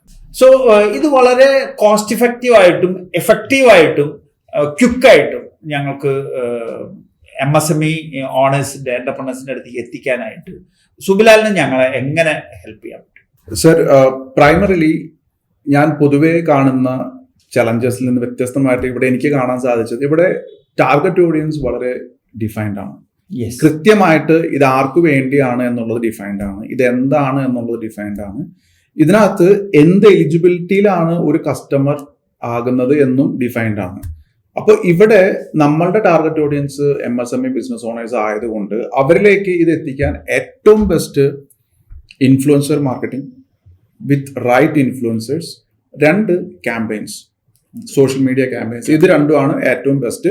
പിന്നെ ഓഫ്ലൈൻ ഇവന്റ്സ്, എവിടെയാണോ സംരംഭകർ കൂടുന്നത് ആ നെറ്റ്വർക്കും ആ എക്സ്പോ അല്ലെങ്കിൽ ഇവന്റ്സും നിങ്ങൾക്ക് യൂസ് ചെയ്യാം. ഇനി ഇവിടെയെല്ലാം നമ്മൾ കൊടുക്കേണ്ട ഒരു മെസ്സേജ് എന്ന് പറയുന്നത് ഈ പറഞ്ഞ പോലെ ഒരു ഫിനാൻഷ്യൽ സപ്പോർട്ട് ആയതുകൊണ്ട് നമുക്ക് എടുത്തു പറയാവുന്ന 3 പെയിൻ പോയിന്റ്സ് തന്നെയാണ് നമ്മൾ സോൾവ് ചെയ്യുന്നത്. അതിനെ കാണിച്ചുകൊണ്ട് അതിന്റെ സൊല്യൂഷൻ ഉണ്ടെന്ന് പറഞ്ഞാൽ തന്നെ ദേ വിൽ അപ്രോച്ച് യു. പക്ഷെ ഇവിടെ ചലഞ്ച് വരാൻ പോകുന്നത് ഒരുപാട് പേര് ഇതിനെ അപ്രോച്ച് ചെയ്യും. ജസ്റ്റ് ഈ ഒരു മെസ്സേജ് ഇട്ട് കഴിഞ്ഞാൽ ഒരുപാട് പേര് നമ്മളെ തേടി വരും. അവിടെ കൃത്യമായ കുറച്ച് ക്വസ്റ്റ്യൻസ്, നേരത്തെ പറഞ്ഞ മാതിരി GST 1 year, 2 വർഷത്തെ ടാക്സ് റിട്ടേൺസ് ഫയലിംഗ്, അതുപോലെ അവരുടെ whatever you want to know, ഈ ക്രെഡിറ്റ് സ്കോർ, സിബിൽ സ്കോർ, ഇതെല്ലാം ചോദിക്കുന്ന കൃത്യമായ ഒരു ഫോം എവിടെയാണോ, വെബ്സൈറ്റിലാണോ അല്ലെങ്കിൽ എവിടെയാണോ വെക്കേണ്ടത് അവിടെ വെക്കുക. എന്നിട്ട് ആ ഡാറ്റ ഓട്ടോമാറ്റിക്കലി തന്നെ നിങ്ങൾക്ക് അതിന് ഡിസ്ക്വാളിഫൈ ചെയ്യാൻ പറ്റും. കാരണം കണ്ടീഷണൽ ലോജിക് എന്ന് പറയുന്ന പ്രോസസ് ഇംപ്ലിമെന്റ് ചെയ്ത് കഴിഞ്ഞാൽ അത് ഈസി ആയിട്ട് സാധിക്കും. അപ്പൊ നമ്മുടെ സൈഡിൽ നിന്ന് ഒരാൾ ഇരുന്ന് നോക്കാതെ തന്നെ നിങ്ങൾക്ക് വരുന്ന ഡാറ്റ തന്നെ അത് ക്വാളിഫൈഡ് ആയിരിക്കും. അപ്പൊ ഒരാളത് എൻട്രി ചെയ്യുന്ന സമയത്ത് തന്നെ അയാളത് ക്വാളിഫൈഡ് ആണോ അല്ലയോ എന്നുള്ളത് അയാൾക്ക് അറിയാൻ പറ്റും. അയാൾക്കറിയാം, നമുക്ക് തീർച്ചയായിട്ടും കാണിക്കാൻ പറ്റും. അപ്പൊ നമ്മൾ ചോദിക്കുന്ന ചോദ്യങ്ങൾക്ക് അയാൾ തരുന്ന പ്രീ സെറ്റ് ഓഫ് ഡിഫൈൻഡ് ആൻസേഴ്സിൽ അയാൾ ചൂസ് ചെയ്യുന്നതിനനുസരിച്ചിട്ട് അദ്ദേഹം നോൺ ക്വാളിഫൈഡ് അല്ലാന്നുണ്ടെങ്കിൽ ഇൻസ്റ്റന്റ്ലി നമുക്ക് പറയാൻ പറ്റും, sir we are very sorry at this moment, you can try later. Qualified ആയ ആൾക്കാരുടെ മാത്രം ഡാറ്റ നമുക്ക് വരുള്ളൂ. ആ ഡാറ്റയെ നമുക്ക് നേരത്തെ പറഞ്ഞ പോലെ ഇതിനെക്കുറിച്ച് ഇപ്പൊ അവർ സാലറി ഫസ്റ്റിനെ കുറിച്ചാണ് അവർ എൻക്വയറി ചെയ്യുന്നതെങ്കിൽ അതിനെക്കുറിച്ച് എക്സ്പ്ലെയിൻ ചെയ്യുന്ന കൃത്യമായ ഇൻഫർമേഷനുള്ള ഒരു ചെറിയ വീഡിയോ, ഒരു 1 minute നിൽക്കുന്ന വീഡിയോ അവർക്കൊരു ഫോളോ അപ്പ് ആയിട്ട് അയച്ചു കൊടുക്കുക. ബിക്കോസ് ഇത് എപ്പോഴും നമ്മൾ മനസ്സിലാക്കേണ്ടത്, എല്ലാവരും സെയിൽസ് ടീമിന്റെ പിന്നാലെ ഫോക്കസ് ചെയ്യുന്നത്. പക്ഷെ എപ്പോഴും നമ്മൾ മനസ്സിലാക്കേണ്ടത്, നമ്മളിവിടെ സംരംഭകരെ സപ്പോർട്ട് ചെയ്യുന്നത് അവന്റെ ആവശ്യമാണ്. എപ്പോഴും സെയിൽസ് എന്ന് പറയുന്നത് നമ്മൾ സെല്ല് ചെയ്യുന്ന ആ സാധനം എന്ന് പറയുന്നത് വേറൊരാൾ വാങ്ങുകയാണ് ആക്ച്വലി ചെയ്യുന്നത്. നമ്മൾ അസിസ്റ്റ് ചെയ്യുന്നത്, നമ്മൾ പുഷ് ചെയ്യല്ല ചെയ്യേണ്ടത്. അപ്പോ അദ്ദേഹം ആ വീഡിയോ കണ്ട് മനസ്സിലാക്കി അദ്ദേഹത്തിന് തോന്നുകയാണ് yes I M eligible, I need this, he will get in touch with you. അപ്പോൾ അത് ഇൻബൗണ്ട് ലീഡായിട്ട് മാറും, അത് ക്വാളിഫൈഡ് ലീഡായിരിക്കും. Okay. എന്നിട്ട് ബാക്കി അഗൈൻ നമ്മളുടെ സർവീസ് ചാർജും കോസ്റ്റ് ഇതെല്ലാം വീഡിയോയിൽ പറയണം. എന്നിട്ട് താല്പര്യമുള്ളവർ നമ്മളുടെ അടുത്തേക്ക് വന്നാൽ മതി. അപ്പോൾ നമ്പേഴ്സ് കുറയും. ഇല്ല, ഇതിൽ നമ്മളൊരു മിസ്സെല്ലിങ്ങിനെ നമ്മൾ ഉദ്ദേശിക്കുന്നില്ല. ബിക്കോസ് ഒരു ഫിനാൻഷ്യൽ പ്രൊഡക്റ്റ് ഒരിക്കലും മിസ്സെല് ചെയ്യരുത്. അത് നമ്മുടെ ക്രെഡിബിലിറ്റി കളയും. ഇപ്പം ഈ ഒരു ബിസിനസ്സിൽ തന്നെ നമുക്ക് ഈ ബിസിനസ് നമുക്ക് ഇങ്ങോട്ട് വരാൻ കാരണം നമ്മുടെ ഫിനാൻഷ്യൽ ക്രെഡിബിലിറ്റിയാണ്. അപ്പം ഞാൻ വിശ്വസിക്കുന്നത് എന്താ വെച്ച് കഴിഞ്ഞാല് നമുക്ക് ഒരു പ്രോഡക്റ്റ് ഞങ്ങൾ ഒരിക്കലും മിസ്സെല് ചെയ്തിട്ടില്ല. മിസ്സെല് തന്നെ ഞങ്ങൾ ഒരിക്കലും പ്രൊമോട്ട് ചെയ്യില്ല. നമ്മളെ കൃത്യമായ ഇൻഫർമേഷൻ, അതെ നമ്മൾ കൃത്യമായ ഇൻഫർമേഷൻ കൊടുത്ത് അതിനുശേഷം അവർ നമ്മളുമായിട്ട് ഒരു അപ്പോയിന്റ്മെന്റ് ബുക്കിങ്ങോ അല്ലെങ്കിൽ അഗൈൻ നെക്സ്റ്റ് സ്റ്റെപ്പിലേക്ക് പോകണം. ഞാൻ പ്രിഫർ ചെയ്യുക അപ്പോയിന്റ്മെന്റ് ബുക്കിംഗ് ആയിരിക്കും. ആഫ്റ്റർ പേയ്മെന്റും നിങ്ങൾക്ക് വേണമെങ്കിൽ അവരുടെ ഡോക്യുമെന്റ് കളക്ഷൻ ഓട്ടോമേറ്റ് ചെയ്യാം. കാരണം അവര് ആ വീഡിയോ കണ്ട് അവർ തയ്യാറാണെങ്കിൽ താഴെയുള്ള ബട്ടണിൽ ക്ലിക്ക് ചെയ്തിട്ട് പേയ്മെന്റ് ചെയ്യാം. പേയ്മെന്റ് ചെയ്ത് കഴിഞ്ഞാൽ നേരെ അവർ പോകുന്നത് ഡോക്യുമെന്റ് അപ്ലോഡ് ഓപ്ഷനിലേക്കാണ്. അപ്പോൾ അവർ ഫർദർ ഡോക്യുമെന്റ് അപ്ലോഡ് ചെയ്തു, ആ ഡോക്യുമെന്റ് നമ്മളുടെ കയ്യിൽ വന്നു. ഇത്രയും വന്നു കഴിഞ്ഞാൽ തന്നെ അവരുടെ ഓൺബോർഡിംഗ് പ്രോസസ്സ് കഴിഞ്ഞു. നമുക്കൊരു ടെലികോളർ പോലും ആവശ്യം അവിടെ ഇല്ല. ഒരു ടെലികോളർ ആവശ്യമില്ലാതെ ഇത് ചെയ്യാൻ പറ്റില്ല. തീർച്ചയായിട്ടും അവര് ഇങ്ങോട്ട് ചോദിക്കുമ്പോൾ ആൻസർ ചെയ്യാൻ ഒരാൾ എപ്പോഴും വേണം, പ്രിഫറബിളി. ബട്ട് അതർവൈസ് ഇതിനൊരു ടെലികോളർ ആവശ്യം പോലും ഇല്ല ഈ പ്രോസസ്സിന്. പിന്നെ അത് കഴിഞ്ഞാൽ ഡോക്യുമെന്റ് കിട്ടിയാൽ പിന്നെ ബാങ്കുമായിട്ടുള്ള പ്രോസസ്സും പിന്നെ ഒരു മര്യാദ എന്നുള്ള രീതിയിൽ പേയ്മെന്റ് ചെയ്ത് കഴിഞ്ഞാൽ ഒന്ന് വിളിച്ച് സംസാരിക്കുക, sir we got your payment. ഇനി അടുത്ത പ്രോസസ് ഡോക്യുമെന്റ് അപ്ലോഡ് ചെയ്യലാണ്. അതിന് പേയ്മെന്റ് കിട്ടി കഴിഞ്ഞാൽ അവർക്ക്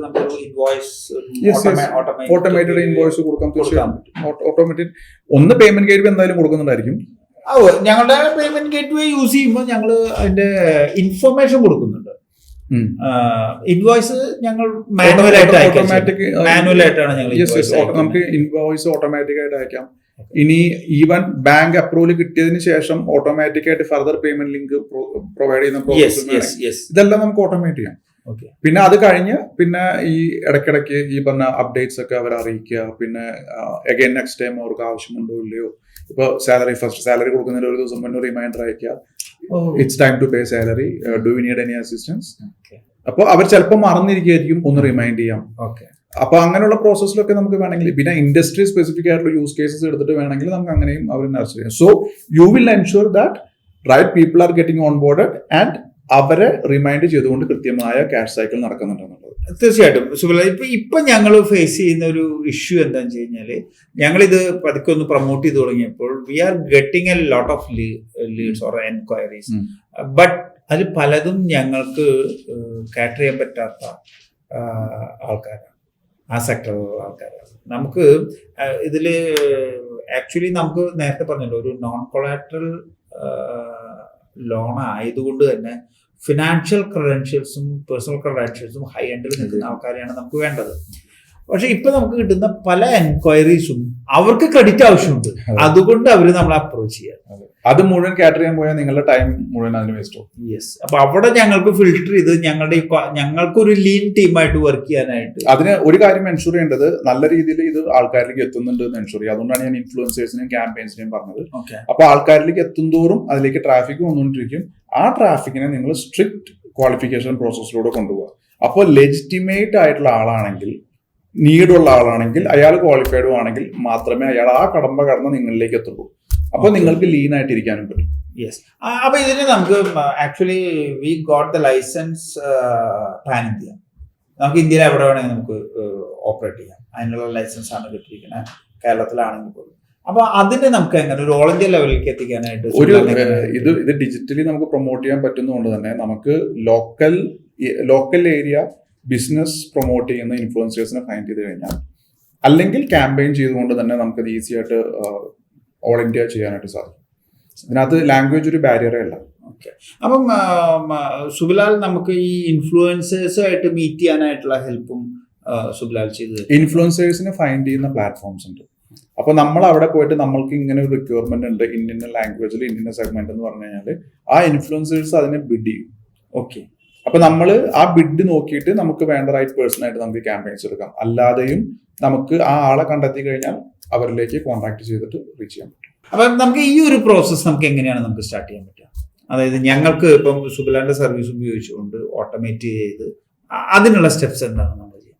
സർ, ഞാൻ പ്രൊജക്ട് എടുക്കുന്നത് എങ്ങനെയാണെന്ന് വെച്ച് കഴിഞ്ഞാൽ, ഇപ്പോൾ ഒരു സംരംഭകൻ എൻ്റെ അടുത്ത് ഈ പറഞ്ഞ ഓട്ടോമേഷനോ ഡിജിറ്റൽ മാർക്കറ്റിങ്ങിനോ വരുന്ന സമയത്ത് ഞാൻ ആദ്യം അദ്ദേഹമായിട്ട് ഒരു മിനിമം ഒരു 1 month ഒരു കൺസൾട്ടിങ് പ്രോസസ്സിലേക്ക് പോകും. എന്നിട്ട് ആ വ്യക്തിക്ക് ഞാൻ പറഞ്ഞു കൊടുക്കും എന്തൊക്കെയാണ് ചെയ്യേണ്ടത്, എങ്ങനെയൊക്കെ ചെയ്യാം. അദ്ദേഹത്തിനെ എഡ്യൂക്കേറ്റ് ചെയ്യണം എനിക്ക്. ഈ എഡ്യൂക്കേഷൻ കഴിയുന്ന സമയത്താണ് അദ്ദേഹത്തിൽ നിന്ന് എനിക്ക് വേണ്ട കുറെ ഡാറ്റ കിട്ടിയതിന് ശേഷമാണ് നമുക്കൊരു സ്ട്രാറ്റജി ബിൽഡ് ചെയ്യാൻ സാധിക്കുള്ളൂ. ആ സ്ട്രാറ്റജി അതിനുശേഷം നമ്മൾ എക്സിക്യൂഷനിലേക്ക് കൊണ്ടുപോകുക. ഇങ്ങനെ ഒരു പ്രോസസ്സിലാണ് ഞാൻ ചെയ്യുന്നത്. Usually what we do is that we get into consultation process, then we build strategy together, then we take up with marketing and automation. ഇങ്ങനെയാണ് ഞങ്ങൾ ചെയ്യുന്ന ഒരു പ്രോസസ്സ്.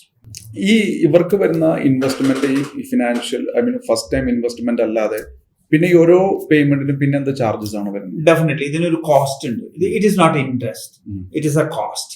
അതായത് നമ്മുടെ ടാക്സ് ബഡി സാലറി ഫസ്റ്റ് ആണെങ്കിൽ 1.5% പ്ലസ് അതിന്റെ GST 18% GST, ഒരു 1.77% വരും. അപ്പോൾ നമ്മളത് ഫിഗറിൽ പറയുകയാണെങ്കിൽ നമ്മൾ 1 ലക്ഷം രൂപ സാലറി കൊടുക്കാനായിട്ട് നമ്മൾ എടുത്തു കഴിഞ്ഞാൽ 1770 രൂപ അഡീഷണൽ കോസ്റ്റ് വരും. അത് 30 ഡേയ്സിൽ ഈ പേയ്മെന്റിന്റെ സമയത്ത് അത് അടച്ചാൽ മതി. അപ്പൊ നമ്മൾ 1 ലക്ഷം എടുത്തു കഴിഞ്ഞാൽ 1,1770 രൂപ 30-ാം തീയതിക്കുള്ളിൽ ഈ റീപേയ്മെന്റ് ഘട്ടം ഘട്ടമായിട്ട് അടയ്ക്കാൻ പറ്റുമോ വിത്തിൻ 30 days? യെസ്, ഡെഫിനറ്റ്ലി അവർക്ക് ഘട്ടം ഘട്ടമായിട്ട് അടയ്ക്കാം, അല്ലെങ്കിൽ ആ 30 ഡേയ്സിന് ഒരുമിച്ച് അടയ്ക്കാം. ഓക്കെ. ഇനി ഇപ്പൊ ഫോർ എക്സാമ്പിൾ പറയുകയാണെങ്കിൽ 1 lakh എടുത്തു, 1,01,700 പേ ചെയ്യണം, റീപേയ്മെന്റ് ചെയ്യണം. അതിൽ കുറച്ചെങ്കിലും എമൗണ്ട് ബാക്കി ഉണ്ടെങ്കിൽ നെക്സ്റ്റ് അവൈൽ ചെയ്യാൻ പറ്റുമോ എന്നൊരു ചോദ്യം. അത് അവരുടെ ക്രെഡിറ്റ് വർത്തിനെസ് അനുസരിച്ചിരിക്കും. കാരണം MSMEകൾക്ക് എപ്പോഴും ഉണ്ടാവും എന്താ വെച്ച് കഴിഞ്ഞാൽ അപ്സ് ആൻഡ് ഡൗൺസ് ഉണ്ടാവും. Bank also up and downs. അപ്പൊ ഇവരുടെ ആ ക്രെഡിറ്റ് ലൈനിന്റെ ഇതിന്റെ ഉള്ളിലാണെങ്കിൽ കുഴപ്പമുണ്ടാവില്ല. But we always recommend pay and get it എന്നുള്ളതാണ്. കാരണം ചില സമയങ്ങളിൽ അവർക്ക് കാരണം ഇത് ബേസിക്കലി നമുക്ക് പേ ഔട്ട് ചെയ്യേണ്ട എമൗണ്ട് തന്നെയാണ്. 30-ാം തീയതിക്ക് കൊടുക്കണ്ട, അടുത്ത 30 ദിവസം കൂടി കൊടുത്താൽ മതി എന്നുള്ളതാണ്. അപ്പൊ നെക്സ്റ്റ് മന്തില് അവർക്ക് പ്രീവിയസ് മന്തിന്റെ അച്ചീവ്മെന്റും ആ മന്തിന്റെ അച്ചീവ്മെന്റും കൂടെ ടാർഗറ്റിൽ കൊണ്ടുവരാനുണ്ട്. അപ്പോൾ എപ്പോഴും അത് റീസൈക്കിൾ ചെയ്യാൻ പറ്റിയെന്ന് വരണമെന്നില്ല ചില ബിസിനസ്സുകൾക്ക്. അങ്ങനെ വരുമ്പോഴാണ് നമ്മൾ പറഞ്ഞ ഏത് നോൺ കൊളാട്രൽ ലോണിന്റെ ബാഡ് ഇഫക്ട്സ് സംഭവിക്കുന്നത്. അപ്പൊ അവർക്ക് അതിന്റെ മുകളിൽ കൂടുതൽ കോസ്റ്റും ഇൻട്രസ്റ്റ് ഒക്കെ വർക്ക്ഔട്ട് ചെയ്യും. അത് ബാങ്ക് ആണ്, bank to bank variation. Anyway അതൊരു 3.5% 4%ലേക്കൊക്കെ മാറും. ഓക്കെ. അപ്പൊ മറ്റൊരു ചോദ്യം, പല കമ്പനികൾക്കും ഇപ്പൊ ഗവൺമെന്റ് പോളിസി പ്രകാരം അപ് ടു 20 lakhs GST എടുക്കേണ്ട കാര്യമില്ല, അപ് ടു 40 lakhs GST എടുക്കേണ്ട കാര്യമില്ല. അപ്പൊ അങ്ങനെയുള്ള കമ്പനികൾക്ക് അത് അവർ ലീഗലി ബിസിനസ് ചെയ്യുന്നവരാണ്, പക്ഷെ GST ഇല്ലാത്തതിന്റെ പേരിൽ ഈ ഒരു ഫെസിലിറ്റിക്ക് അപ്ലൈ ചെയ്യാൻ പറ്റാതെ വരുമോ? യൂഷ്വലി ബാങ്ക് പ്രിഫർ ചെയ്യണത്, അതായത് ബാങ്കിന് ഒരു രേഖ വേണം. GST പേ ചെയ്യുന്നത് ഒരാളും അനാവശ്യമായിട്ട് പേ ചെയ്യില്ല. അപ്പൊ GST പേ ചെയ്താൽ അതൊരു കോൺക്രീറ്റ് എവിഡൻസ് ആണ് അവിടെ ബിസിനസ് ഉണ്ട് എന്നുള്ളതിന്റെ ഒരു കോൺക്രീറ്റ് എവിഡൻസ് ആണ്. അതർവൈസ് എന്ത് ചെയ്യണമെന്ന് വെച്ച് കഴിഞ്ഞാൽ ബാങ്ക് സ്റ്റേറ്റ്മെന്റ് നോക്കിയിട്ട് കൊണ്ടുവരും. അവരെ ലാസ്റ്റ് 6 month ബാങ്ക് സ്റ്റേറ്റ്മെന്റ് ഒക്കെ നോക്കിയിട്ട് കൊണ്ടുവരും. It will take little more time, but it is possible. It is possible. കാരണം പല സ്റ്റാർട്ടപ്സും MSME 20 lakh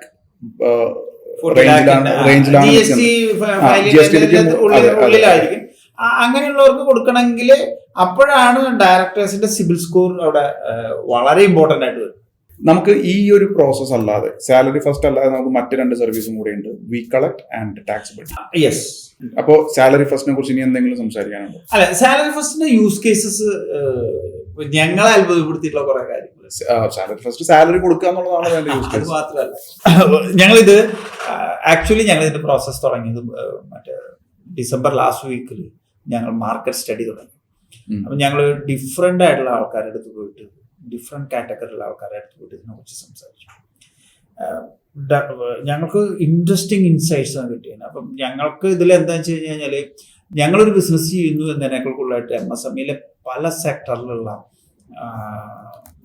ആൾക്കാരെ ഹെൽപ്പ് ചെയ്യാൻ പറ്റുന്നു എന്നുള്ളത് ഞങ്ങളെ ഭയങ്കരമായിട്ട് മോട്ടിവേറ്റ് ചെയ്യുന്നു. സാലറി ഫസ്റ്റ് ഉപയോഗിച്ചു. സാലറി ഫസ്റ്റ് അല്ല, 3 ഞങ്ങൾ സാലറി ഫസ്റ്റ് മാത്രമായിട്ടില്ല. ഞങ്ങളൊരു സൂപ്പർ മാർക്കറ്റിൽ ഒരു ചെയിൻ, അവർക്ക് 9 സൂപ്പർ മാർക്കറ്റ്, 9 സൂപ്പർ മാർക്കറ്റിലായിട്ട് അവർക്ക് ഒരു 100+ എംപ്ലോയീസ് ഉണ്ട്. അവരുടെ ടോട്ടൽ സാലറി കംസ് 30 lakhs+ വരുന്നുണ്ട്. അവർക്ക് 1-ാം തീയതി സാലറി കൊടുക്കാനായിട്ട് പൈസയുണ്ട്. അവർ 3-ാം തീയതി ഒന്നും സാലറി കൊടുക്കണം. കാരണം 30-ാം തീയതി വരെയുള്ള ലീവൊക്കെ കാൽക്കുലേറ്റ് ചെയ്ത് അവർ HR അവരെ ഹെഡ് ഓഫീസിൽ പോയിട്ട് 3-ാം തീയതി പറ്റണം. അവരുടെ കയ്യിൽ പൈസയുണ്ട്, പക്ഷെ അവർക്ക് സാലറി ഫസ്റ്റ് വേണം. അപ്പൊ അവർ ചെയ്യണത് എന്താണെന്ന് വെച്ച് കഴിഞ്ഞാൽ 3-ാം തീയതി ഈ സാലറി കൊടുക്കും. അപ്പൊ അടുത്ത 3-ാം തീയതിക്ക് ഈ പൈസ കൊടുക്കുള്ളൂ. ഇത്രയും നാള് അവരുടെ സൂപ്പർ മാർക്കറ്റിൽ ഈ പൈസ ബിസിനസ്സിൽ ക്യാഷ് സൈക്കിൾസ് ഉണ്ടാവും. അപ്പൊ അവർ പറയണത് എന്താണെന്ന് വെച്ച് കഴിഞ്ഞാല് അവർക്ക് ഒരു ക്യാഷ് റൊട്ടേഷനിൽ തന്നെ മിനിമം 5% പ്രോഫിറ്റ് ഉണ്ടാവും. അപ്പോ 1.5% പോയാലും 3.5% ലാഭമാണ്. അപ്പൊ ഈ സാലറിന്ന് തന്നെ അപ്പം ദാറ്റ് മീൻസ് അവർ 3.5% കുറവ് സാലറി ബെയർ ചെയ്യണ പോലെയാണ്. But employees are getting the same salary. Or even എംപ്ലോയീസിന് ഒരു ഇൻക്രിമെന്റ് കൊടുക്കേണ്ടി വന്നാൽ that is not taking from the entrepreneurs അല്ലെങ്കിൽ employers pocket, it is from the business. അവർക്ക് കൊടുക്കാവുന്ന സാലറി അവരുടെ സാലറി വെച്ചിട്ട് തന്നെ ബിസിനസ് നടത്തിയിട്ട് അതിൽ നിന്നാണ് കൊടുക്കുന്നത്. അതായത് ഒരു പെർട്ടിക്കുലർ മൂലധനം കയ്യിലുണ്ടെങ്കിൽ അത് വെച്ച് പ്രോഫിറ്റബിലിറ്റി കൂട്ടാൻ സാധിക്കുന്ന ബിസിനസ്സുകൾക്ക് സാലറി ഫസ്റ്റ് ഉപയോഗിച്ച് സാലറി കൊടുത്ത് ആ എമൗണ്ടിനെ അടുത്തൊരു ക്യാപിറ്റൽ റൊട്ടേഷനിൽ കൊണ്ടുവന്ന് കുറച്ചും കൂടെ പ്രോഫിറ്റ് ജനറേറ്റ് ചെയ്ത് ആ എമൗണ്ട് റീപേ ചെയ്യാം. ഇതാണ് സാർ പറഞ്ഞു വരുന്നത്. യെസ്. ഇപ്പൊ FMCG, fast moving consumer goods. FMCG എന്നുള്ള പേര് തന്നെ ഫാസ്റ്റ് മൂവിങ് ആണ്. ഒരു സൂപ്പർ മാർക്കറ്റിലെ FMCG പ്രൊഡക്ട്സിന്റെ ക്യാഷ് സൈക്കിൾ 3 days ആണ്. 3 days എന്തായാലും എങ്കിലും അത് FMCG പ്രൊഡക്റ്റ് ആവും. നമ്മുടെ ആൾക്കാര് അവരുടെ അറിവ് കൊണ്ട് 7 ദിവസവും 10 ദിവസവും 30 ദിവസമൊക്കെ എത്തിക്കുന്നുണ്ട്. അത് ബിസിനസ്സിലൊരു അവരുടെ അറിവില്ലായ്മ കൊണ്ടാണ്. ആക്ച്വലി 3 daysനുള്ളിൽ ഇൻ ആൻഡ് ഔട്ട് ആണ്. അങ്ങനെ വരുമ്പോൾ 30 daysൽ 10 times സൈക്കിൾസ് ഉണ്ടാക്കാം. അപ്പൊ 5% ഉള്ളെങ്കിൽ 50% അവർക്ക് പ്രോഫിറ്റ് ഉണ്ടായി. അപ്പൊ ഈ 30 lakhൽ 15 lakh. അതായത് ഓരോ സൈക്കിളിലും അവർക്ക് 5% ഉണ്ട്. അപ്പോ ഒരു 10 സൈക്കിൾസ് FMCGയിൽ അവർക്ക് ചെയ്യാൻ പറ്റുകയാണെങ്കിൽ 5 into 10 ഓൾമോസ്റ്റ് 50% പ്രോഫിറ്റ് ജനറേറ്റ് ചെയ്യാൻ പറ്റും. അപ്പൊ 30 ലക്ഷം രൂപ ഇവർക്ക് ശമ്പളം കൊടുക്കുന്ന സമയത്ത് 1.5% ഇവിടെ തന്നിട്ട് അവർക്ക് 50%, അതായത് 15 ലക്ഷത്തോളം ലാഭം ഉണ്ടാക്കാനുള്ള പോസിബിലിറ്റി ഉണ്ട്. ഇത് ഞങ്ങൾ ഒരിക്കലും കാണാത്തൊരു ഇതായിരുന്നു. ഞങ്ങളൊരു സാലറി എന്നുള്ള രീതിയിൽ എംപ്ലോയീസിനെ, പക്ഷെ ഇത് എംപ്ലോയീസിനെ ഹാപ്പി ആക്കാൻ വേണ്ടി മാത്രമല്ല, എംപ്ലോയേഴ്സിനും അവരുടെ പ്രോഫിറ്റബിലിറ്റി കൂട്ടാൻ വേണ്ടിയിട്ട് ഉപയോഗിക്കാൻ പറ്റും. ശരിക്കും പറഞ്ഞാല് നമ്മളെ എപ്പോഴും സംസാരിക്കുന്നത് സാലറി കൊടുക്കാൻ ഇല്ലാത്തവന് സാലറി ഫസ്റ്റ് യൂസ് ചെയ്യാന്നാണ്. പക്ഷെ ശരിക്ക് സാലറി കൊടുക്കുന്ന ക്യാപിറ്റൽ റൊട്ടേറ്റ് ചെയ്യാൻ പറ്റുന്ന ആർക്കും ഇതിനെ യൂസ് ചെയ്യാൻ പറ്റും. അല്ലെങ്കിൽ കൂടുതലായിട്ട് ഉപയോഗിക്കേണ്ടത് കൃത്യമായിട്ട് സാലറി കൊടുക്കുന്ന ആൾക്കാർക്കാണ്. കാരണം 30-ാം തീയതി ആകുമ്പോഴേക്കും അവന് കൊടുക്കാൻ പറ്റുന്നുള്ളത് കൺഫേംഡ് ആണ്. മറ്റേത് 30-ാം തീയതി ആകുമ്പോഴേക്കും എത്തിയില്ലെങ്കിലോ എന്നുള്ളൊരു പേടി ഇവർക്ക് ഉണ്ടാവാം. മറ്റാൾക്ക് കൺഫേംഡ് ആണ് 30-ാം തീയതിക്കുള്ളിൽ ഈ പൈസ കയ്യിൽ റൊട്ടേറ്റ് ചെയ്ത് വരും എന്നുള്ളത്. അപ്പൊ ആക്ച്വലി സാലറി ഫസ്റ്റ് ഉപയോഗിക്കേണ്ടത് 1-ാം തീയതി സാലറി കൊടുക്കാൻ കയ്യിൽ പൈസയുള്ള എംപ്ലോയേഴ്സ് ആണ് സാലറി ഫസ്റ്റ് റിയലി യൂസ് ചെയ്യുന്നത്. You got that point. ഇനിയിപ്പോ ഏതെങ്കിലും ഒരു കമ്പനിക്ക് അവരുടെ എംപ്ലോയി അബ്രോഡ് വർക്ക് ചെയ്യുന്ന ആളാണെങ്കിൽ അവരുടെ നമുക്ക് ഇന്ത്യയിലെ എംപ്ലോയീസിന് മാത്രമാണ് സാലറി ഇന്ത്യൻ അക്കൗണ്ടിലേക്ക് നമ്മൾ ട്രാൻസ്ഫർ ചെയ്യുള്ളൂ, ഫോറിൻ അക്കൗണ്ടിലേക്ക് നമ്മൾ ട്രാൻസ്ഫർ ചെയ്യില്ല. അതേപോലെ ഇന്ത്യയിലെ കമ്പനിയും ഇന്ത്യയിലായിരിക്കണം. ഇന്ത്യയിൽ എവിടെ വേണമെങ്കിലും. ഓക്കെ. അപ്പൊ ആപ്സ്കുക്കിന് ഇന്ത്യയിൽ എവിടെയുള്ള കമ്പനിയെയും ഓൺ ബോർഡ് ചെയ്യാനായിട്ട് പാൻ ഇന്ത്യ ആണ് നമുക്ക് ലൈസൻസ് കിട്ടും. ഓക്കെ. ഇനി നമുക്ക് മറ്റു പ്രോഡക്റ്റിലേക്ക് പോവാം. നമ്മുടെ വി കളക്ടിന്റെ കോൺസെപ്റ്റ് ഈസ് വെരി സിമ്പിൾ. വി കളക്ടില് ഫസ്റ്റ് എന്താണെന്ന് വെച്ച് കഴിഞ്ഞാൽ ദ പേയ്മെന്റ് ഗോസ് ടു, ഇപ്പൊ നമ്മളൊരു കൊളാട്രൽ സെക്യൂരിറ്റി കൊടുത്തിട്ട് നമ്മൾ ലോൺ എടുത്തു വിചാരിക്കും. That loan amount comes to അവർ അക്കൗണ്ട്. ഈ അക്കൗണ്ടിൽ നിന്ന് ഈ പൈസ നമ്മൾ പർച്ചേസിനാണോ ഉപയോഗിക്കുന്നത്, വീട് വെക്കാനാണോ ഉപയോഗിക്കുന്നത്, അല്ലെങ്കിൽ നമ്മളൊരു മകളുടെ കല്യാണം നടത്താനാണോ ഉപയോഗിക്കുന്നത്, അല്ലെങ്കിൽ നമ്മളൊരു ഫോറിൻ ടൂർ നടത്താനാണ് ഉപയോഗിക്കുന്നത്, ബാങ്ക് നോക്കുന്നില്ല. കാരണം ബാങ്കിന്റെ ഓക്കെ. ഇവിടെ പേയ്മെന്റ് ഒരിക്കലും MSMEയുടെ അല്ലെങ്കിൽ ലോൺ എടുക്കുന്ന ആളുടെ, ക്രെഡിറ്റ് ലൈൻ എടുക്കുന്ന ആളുടെ അക്കൗണ്ടിലേക്ക് വരില്ല. ഡയറക്റ്റ് എങ്ങോട്ടാണോ പേയ്മെന്റ് പോകുന്നത്, ആർക്കാണോ പേയ്മെന്റ് പോകേണ്ടത് അവർക്കേ പോകും. ഇപ്പൊ ഒരു MSME വേറൊരാളുടെ കയ്യിൽ നിന്ന് റോ മെറ്റീരിയൽ വാങ്ങിച്ചു, ഒരു മാനുഫാക്ചർ ആണ്, വേറെ ആളുടെ കയ്യിൽ നിന്ന് റോ മെറ്റീരിയൽ വാങ്ങിച്ചു കഴിഞ്ഞാൽ റോ മെറ്റീരിയൽ ആരാണോ തന്നെ അവർക്കേ പേയ്മെന്റ് പോകും. കാരണം എന്താ വെച്ച് കഴിഞ്ഞാൽ പർച്ചേസിന് വേണ്ടിയിട്ട് ഈ വി കളക്ട് യൂസ് ചെയ്യാം. യെസ്. അപ്പൊ അത് എന്തുകൊണ്ടാന്ന് വെച്ച് കഴിഞ്ഞാൽ എഗെയിൻ കൊളാട്രൽ സെക്യൂരിറ്റി ഇല്ലാത്ത ലോണാണ്. അപ്പൊ അതിന്റെ ആ പർപ്പസിന് തന്നെ ഉപയോഗിച്ചാൽ ഈ പർപ്പസ് സെർവ് ചെയ്യുള്ളൂ. പർപ്പസിൽ നിന്ന് മാറി കഴിഞ്ഞു കഴിഞ്ഞാൽ അത് NP ആയിട്ട് മാറും. അതുകൊണ്ട് ബാങ്ക് ഇസ് വെരി കോഷ്യസ്. ഇത് ഡിസൈൻ ചെയ്തത് നല്ല രീതിയിലാണ്. പിന്നെ അത് മാത്രമല്ല, even though no collateral security, ഇയാളുടെ കയ്യിലേക്ക് ഇതിനനുസരിച്ചിട്ടുള്ള മെറ്റീരിയൽ വരുന്നുണ്ട്. ഓക്കെ. ഇനി അഗൈൻ അവിടെ ഒരു ഫ്രോഡിൽ ഒഴിവാക്കാൻ വേണ്ടിയിട്ട് എന്താ ചെയ്യണേ, ആ പ്രോഡക്റ്റിന്റെ മുകളിൽ GST പേ ചെയ്യും. നമ്മൾ ബാങ്കിൽ നിന്ന് റോ മെറ്റീരിയൽ സപ്ലൈ ചെയ്ത ആൾക്ക് കൊടുക്കുമ്പോൾ bank is making sure that party is paying the GST. അപ്പൊ GST പേ ചെയ്യുന്നുണ്ടെങ്കിൽ നാച്ചുറലി അത് ലീഗൽ ട്രാൻസാക്ഷൻ ആണ്, നല്ല ട്രാൻസാക്ഷൻ ആണ്. അപ്പൊ അങ്ങനെ വരുമ്പോൾ ഇയാൾക്ക് ഈ റീപേയ്മെന്റ് നടത്താൻ വേണ്ടിയിട്ടാണ് 30 days ക്രെഡിറ്റ് ലൈൻ. അതായത് ഇനിയിപ്പോ കാശില്ല, നേരത്തെ നമ്മൾ സാലറി ഫസ്റ്റില് ആ ഫണ്ട് ഉള്ളവരെ കുറിച്ച് സംസാരിച്ചു. ഇവിടെ അതേ ആസ്പെക്ടില് ബിസിനസ് ചെയ്യാൻ ഫണ്ട് ഇല്ലാത്ത ആൾക്കാർക്ക്, അല്ല ഫണ്ട് ഉള്ളവർക്കും ഉണ്ട്. അത് അതിന്റെ യൂസ് കേസസ് ഞാൻ പറഞ്ഞു വരുമ്പോൾ ഞാൻ പറയാം. അപ്പൊ ആദ്യം ഇത് പറയാം. പർച്ചേസ് ചെയ്യാൻ കാശില്ലാത്തവർക്ക്, കാരണം ഇത് ഞാൻ നോക്കുമ്പോൾ ഒരു സെല്ലറെ സംബന്ധിച്ചിട്ട്, കാരണം എല്ലാ സെല്ലേഴ്സും ക്രെഡിറ്റ് കൊടുത്തിട്ടാണ് പല ഡിസ്ട്രിബ്യൂട്ടേഴ്സിനെയും റീറ്റെയിലേഴ്സിനെയും നിലനിർത്തുന്നത്. അതൊരു വലിയ ചലഞ്ചാണ്, കാരണം അത് റീപേയ്മെന്റ് കളക്ഷൻ ഭയങ്കര ബുദ്ധിമുട്ടാണ്. അപ്പൊ അവിടെ സെല്ലറുടെ ഹെഡേക്ക് നമ്മൾ മാറ്റുന്നത്, അവരുടെ പെയിൻ പോയിന്റ് മാറ്റുന്നത് എന്താണെന്ന് വെച്ചാൽ, ഒന്ന് ക്രെഡിറ്റ് ലൈനിന്റെ days 4th bank working day they will get. അതായത് സെല്ല് ചെയ്യുന്ന ആൾക്ക് ക്രെഡിറ്റ് കൊടുക്കാതെ കാശ് കിട്ടുന്നു. ക്രെഡിറ്റ് കൊടുക്കുന്നത് അവിടെ ഒരു 4 days ഉണ്ടാവും. എന്നാലും അത് അഷ്യൂർഡ് ആണ്, ബാങ്കാണ് കൊടുക്കുന്നത്, ബാങ്കിന്റെ കയ്യിൽ നിന്നുള്ള അഷ്യൂറൻസ് ആണ്. അപ്പൊ അതായത് ക്രെഡിറ്റ് കൊടുക്കാതെ നമുക്ക് പ്രൊഡക്റ്റ് ബിസിനസ് നിലനിർത്താൻ സാധിക്കുന്നു, റിസ്ക് ഇല്ലാതെ, റിസ്ക് കുറയ്ക്കാനായിട്ട് സാധിക്കുന്നു. രണ്ടാമത് കളക്ഷന് വേണ്ടിയിട്ട് അയാളുടെ പിന്നാലെ പോകേണ്ട കാര്യമേ ഇല്ല, അത് ബാങ്ക് ചെയ്തോളൂ. കാരണം ഈ പൈസ റോ മെറ്റീരിയലിന്റെ ആൾക്ക് കൊടുത്തു കഴിഞ്ഞു കഴിഞ്ഞാൽ raw material supplied is free. So അതെ, ക്രെഡിറ്റ് കൊടുക്കാതെ അവർക്ക് ഡിസ്ട്രിബ്യൂഷൻ നെറ്റ്വർക്ക് അല്ലെങ്കിൽ റീറ്റെയിലേഴ്സിന് നിലനിർത്താനായിട്ട് സാധിക്കുന്നു. അങ്ങനെ വരുമ്പോൾ അവരുടെ ക്യാഷ് സൈക്കിൾസ് ഇൻക്രീസ് ചെയ്യുമ്പോൾ പ്രോഫിറ്റബിലിറ്റി കൂടും. ആ പ്രോഫിറ്റബിലിറ്റി കൂടുമ്പോൾ നേരത്തെ ഞാൻ പറഞ്ഞ GDP ലേക്കുള്ള MSME കോൺട്രിബ്യൂഷൻ കൂടും. അപ്പൊ GDP കൂടും. GDP കൂടുമ്പോൾ പിന്നെ രണ്ട്, ഇയാൾക്ക് പ്രോഫിറ്റബിലിറ്റി കൂടുമ്പോൾ ഈ ബിസിനസ്സിൽ കൂടുതൽ എംപ്ലോയീസിനെ ഇയാൾ ഇൻകോർപ്പറേറ്റ് ചെയ്യും. അപ്പൊ എംപ്ലോയ്മെന്റ് ജനറേഷൻ കൂടും. അപ്പൊ ഇതിന് ഒരു മൾട്ടിപ്പിൾ ആംഗിളിലാണ് ഗവൺമെന്റ് ഇതിനെ നോക്കിക്കാണുന്നത്. മാത്രമല്ല, മറ്റുള്ള പല കമ്പനികൾക്കും ഇനി പ്രൊഡക്റ്റ് വാങ്ങാൻ ക്യാഷ് ഇല്ലെങ്കിലും പ്രൊഡക്റ്റ് എടുത്ത് ബിസിനസ് ചെയ്ത് പ്രോഫിറ്റ് ജനറേറ്റ് ചെയ്ത് സൈക്കിൾസ് ഇൻക്രീസ് ചെയ്യാൻ ഡെഫിനറ്റ്ലി. ഇപ്പൊ മാനുഫാക്ചറേഴ്സ് ഉണ്ടാക്കി. ഇപ്പം ഇതില് ഞാൻ ഒരു യൂസ് കേസ് പറയാം. എന്താ പറയാ, how brilliant is entrepreneurs, how brilliant. നമ്മള് ഞെട്ടിപ്പോ.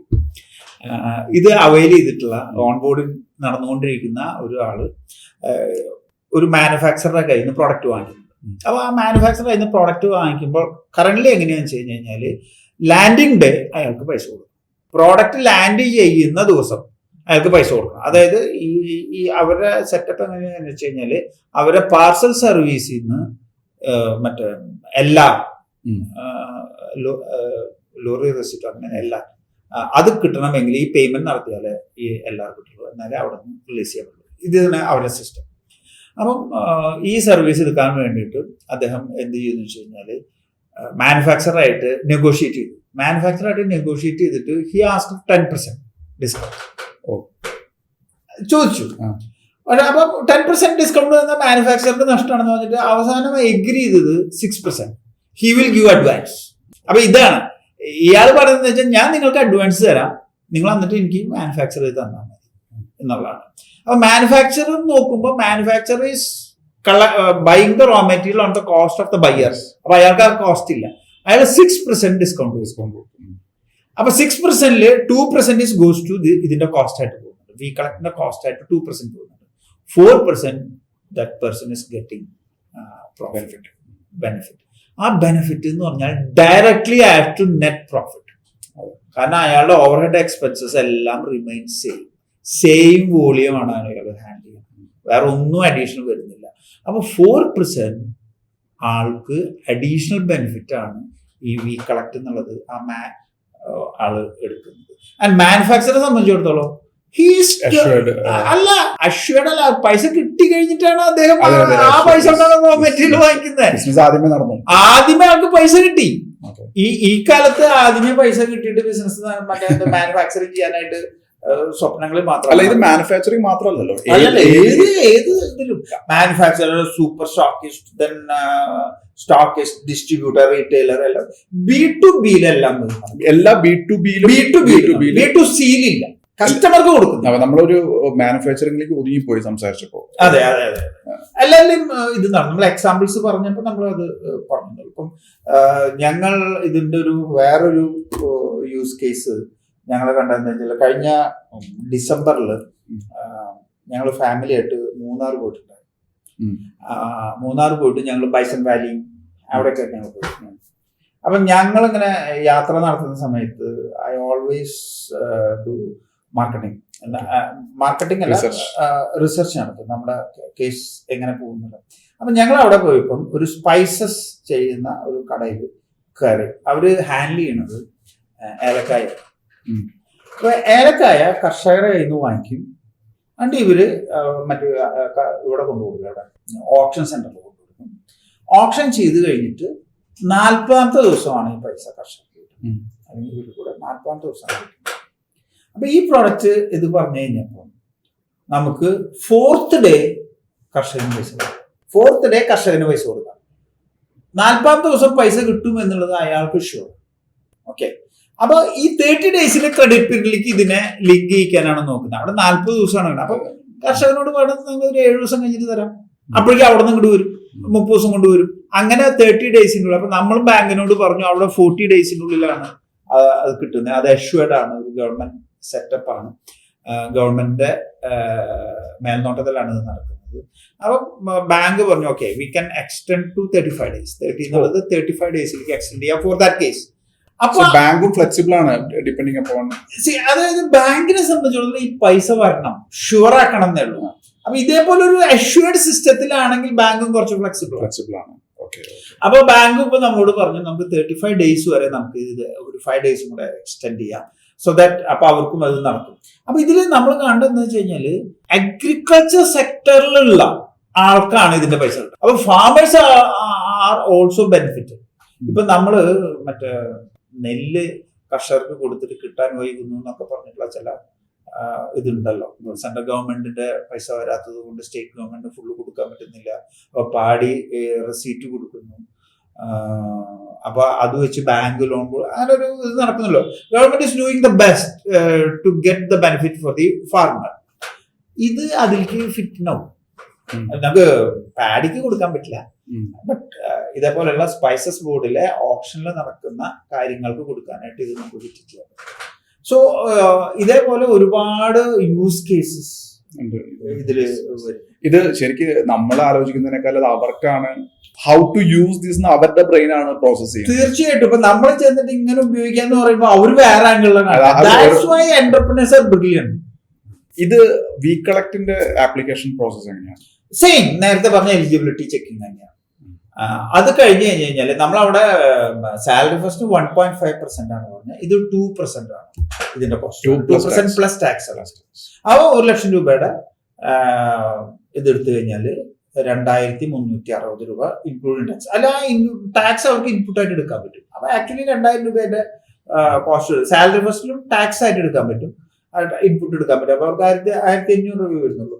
ദിസ് ഈസ് ലൈക്ക് കാണേണ്ടത് എങ്ങനെയാണെന്ന് വെച്ച് കഴിഞ്ഞാൽ ഇപ്പൊ I am doing a business. അപ്പൊ എനിക്കൊരു ഫോർ എക്സാമ്പിൾ സൂപ്പർ മാർക്കറ്റ് എന്ന് തന്നെ വിചാരിച്ചു.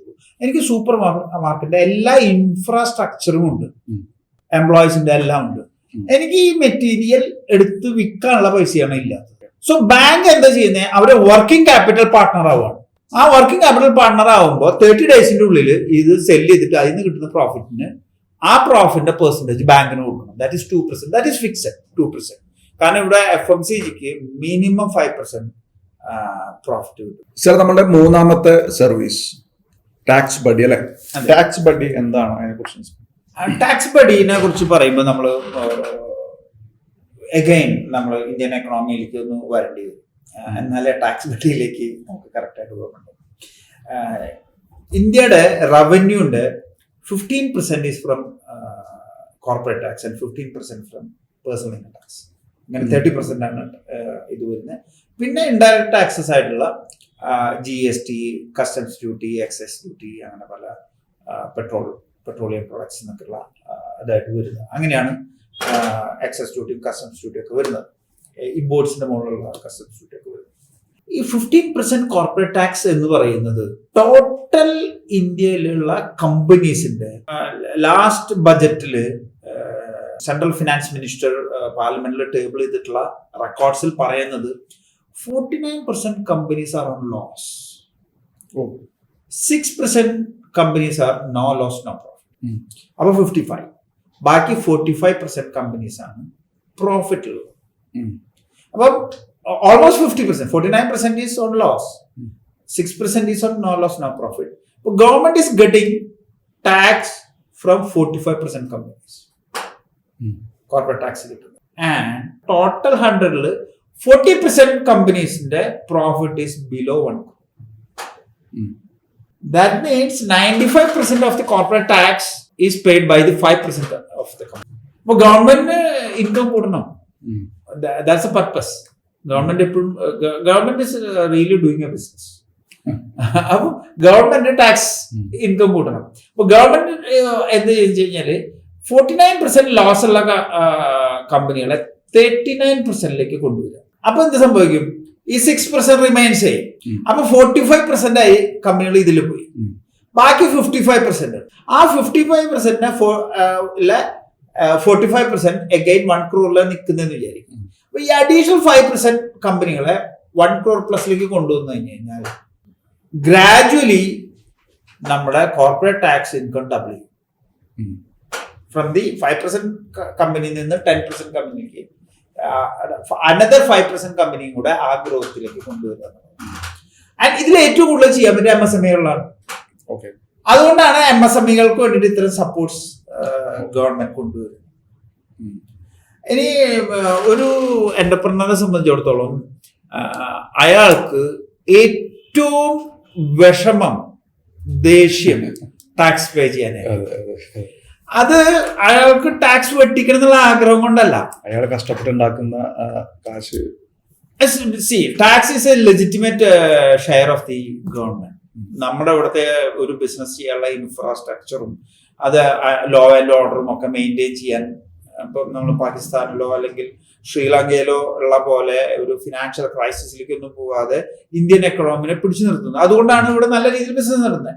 അപ്പൊ അതിനൊരു കോസ്റ്റ് ഉണ്ട്, അത് ദാറ്റ് ഇസ് എ ടാക്സ്. പക്ഷെ അൺഫോർച്ചുനേറ്റ്ലി ഉണ്ടാവുന്ന പ്രശ്നം എന്താ വെച്ചാല്, ഫസ്റ്റ് വീക്കിൽ സാലറി കൊടുത്തു, അത് കഴിഞ്ഞാൽ ഇമ്മീഡിയറ്റ്ലി നമ്മുടെ മറ്റേ പേയ്മെന്റ്സ് ഒക്കെ നമ്മൾ കൊടുത്തു കഴിഞ്ഞ് 20ാം തീയതിയാണ് ടാക്സ് കൊടുക്കേണ്ടി വരിക. GST 20ാം തീയതിക്കുള്ളിലാണ് GST ഒക്കെ നമ്മൾ പേ ചെയ്യേണ്ടി വരിക. ആ സമയമാണെങ്കിൽ കയ്യിൽ പൈസ ഉണ്ടാവില്ല. അപ്പൊ കയ്യിൽ പൈസ ഇല്ല, അടയ്ക്കണമെന്ന ആഗ്രഹമുണ്ട്, പക്ഷെ കയ്യിൽ പൈസ ഇല്ലാണ്ടാവുമ്പോ നമ്മൾ ഫ്രസ്ട്രേറ്റഡ് ആവും. അപ്പൊ നമുക്ക് GST-യോടോ അല്ലെങ്കിൽ ഗവൺമെന്റിനോടൊക്കെ ഭയങ്കര ദേഷ്യം. ഇതൊരു സൈക്കോളജിയാണ്, ഒരു എന്റർപ്രണറിന്റെ ഒരു സൈക്കോളജിയാണ്.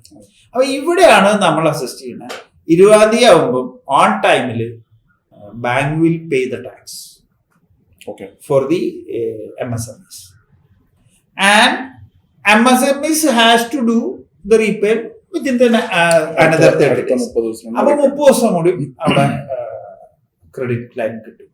അപ്പൊ അയാൾക്കൊരു ഈസിനെസ് വരണം. അങ്ങനെ ഇത്രയും പൈസ 20ാം തീയതി കൊണ്ടടക്കണേന് ഒരു 30ാം തീയതി ആവുമ്പോഴേക്കും അനദർ 10 days കൂടി ആ മന്തിൽ ബിസിനസ് ഡേയ്സ് ഉണ്ട്, അതിന്റെ പൈസയും കൂടി വരുമ്പോൾ അയാൾ കുറച്ചും കൂടി ഈസി ആവും. അപ്പൊ ആ ഒരു ഈസിനെസ് കിട്ടും ഒന്ന്. പിന്നെ രണ്ടാമത് എന്താ വെച്ച് കഴിഞ്ഞാല്, ഇപ്പോ നമ്മൾ GST സൈറ്റിൽ കയറിയിട്ട് നമ്മുടെ GST നമ്പർ, ഇവിടെ ഒരു GST നമ്പർ കിട്ടി അടിച്ചു നോക്കി കഴിഞ്ഞാൽ അവർ എത്ര നാള് മറ്റേ കംപ്ലൈന്റ് ആയിട്ട് കറക്റ്റ് ആയിട്ട് ടാക്സ് അടച്ചു പോയിട്ടുണ്ട്, ഫയൽ ചെയ്ത് പോകണമെന്ന് കാണാൻ പറ്റും. അങ്ങനെ വരുമ്പോ ഗുഡ് ബിസിനസ്സുകാർ അതിൽ നിന്ന് സെലക്ട് ചെയ്യാം. അങ്ങനെയുള്ളവർക്കാണ് ഇപ്പൊ ഡിസ്ട്രിബ്യൂട്ടേഴ്സും ഇവരൊക്കെ സപ്ലൈ ചെയ്യുന്നത്. അപ്പൊ ബിസിനസ്സുകാരന് നല്ല ബിസിനസ്, ഒരു ഗുഡ് ബിസിനസ് ലിസ്റ്റിൽ നിൽക്കാൻ പറ്റും ഈ രൂപത്തിൽ.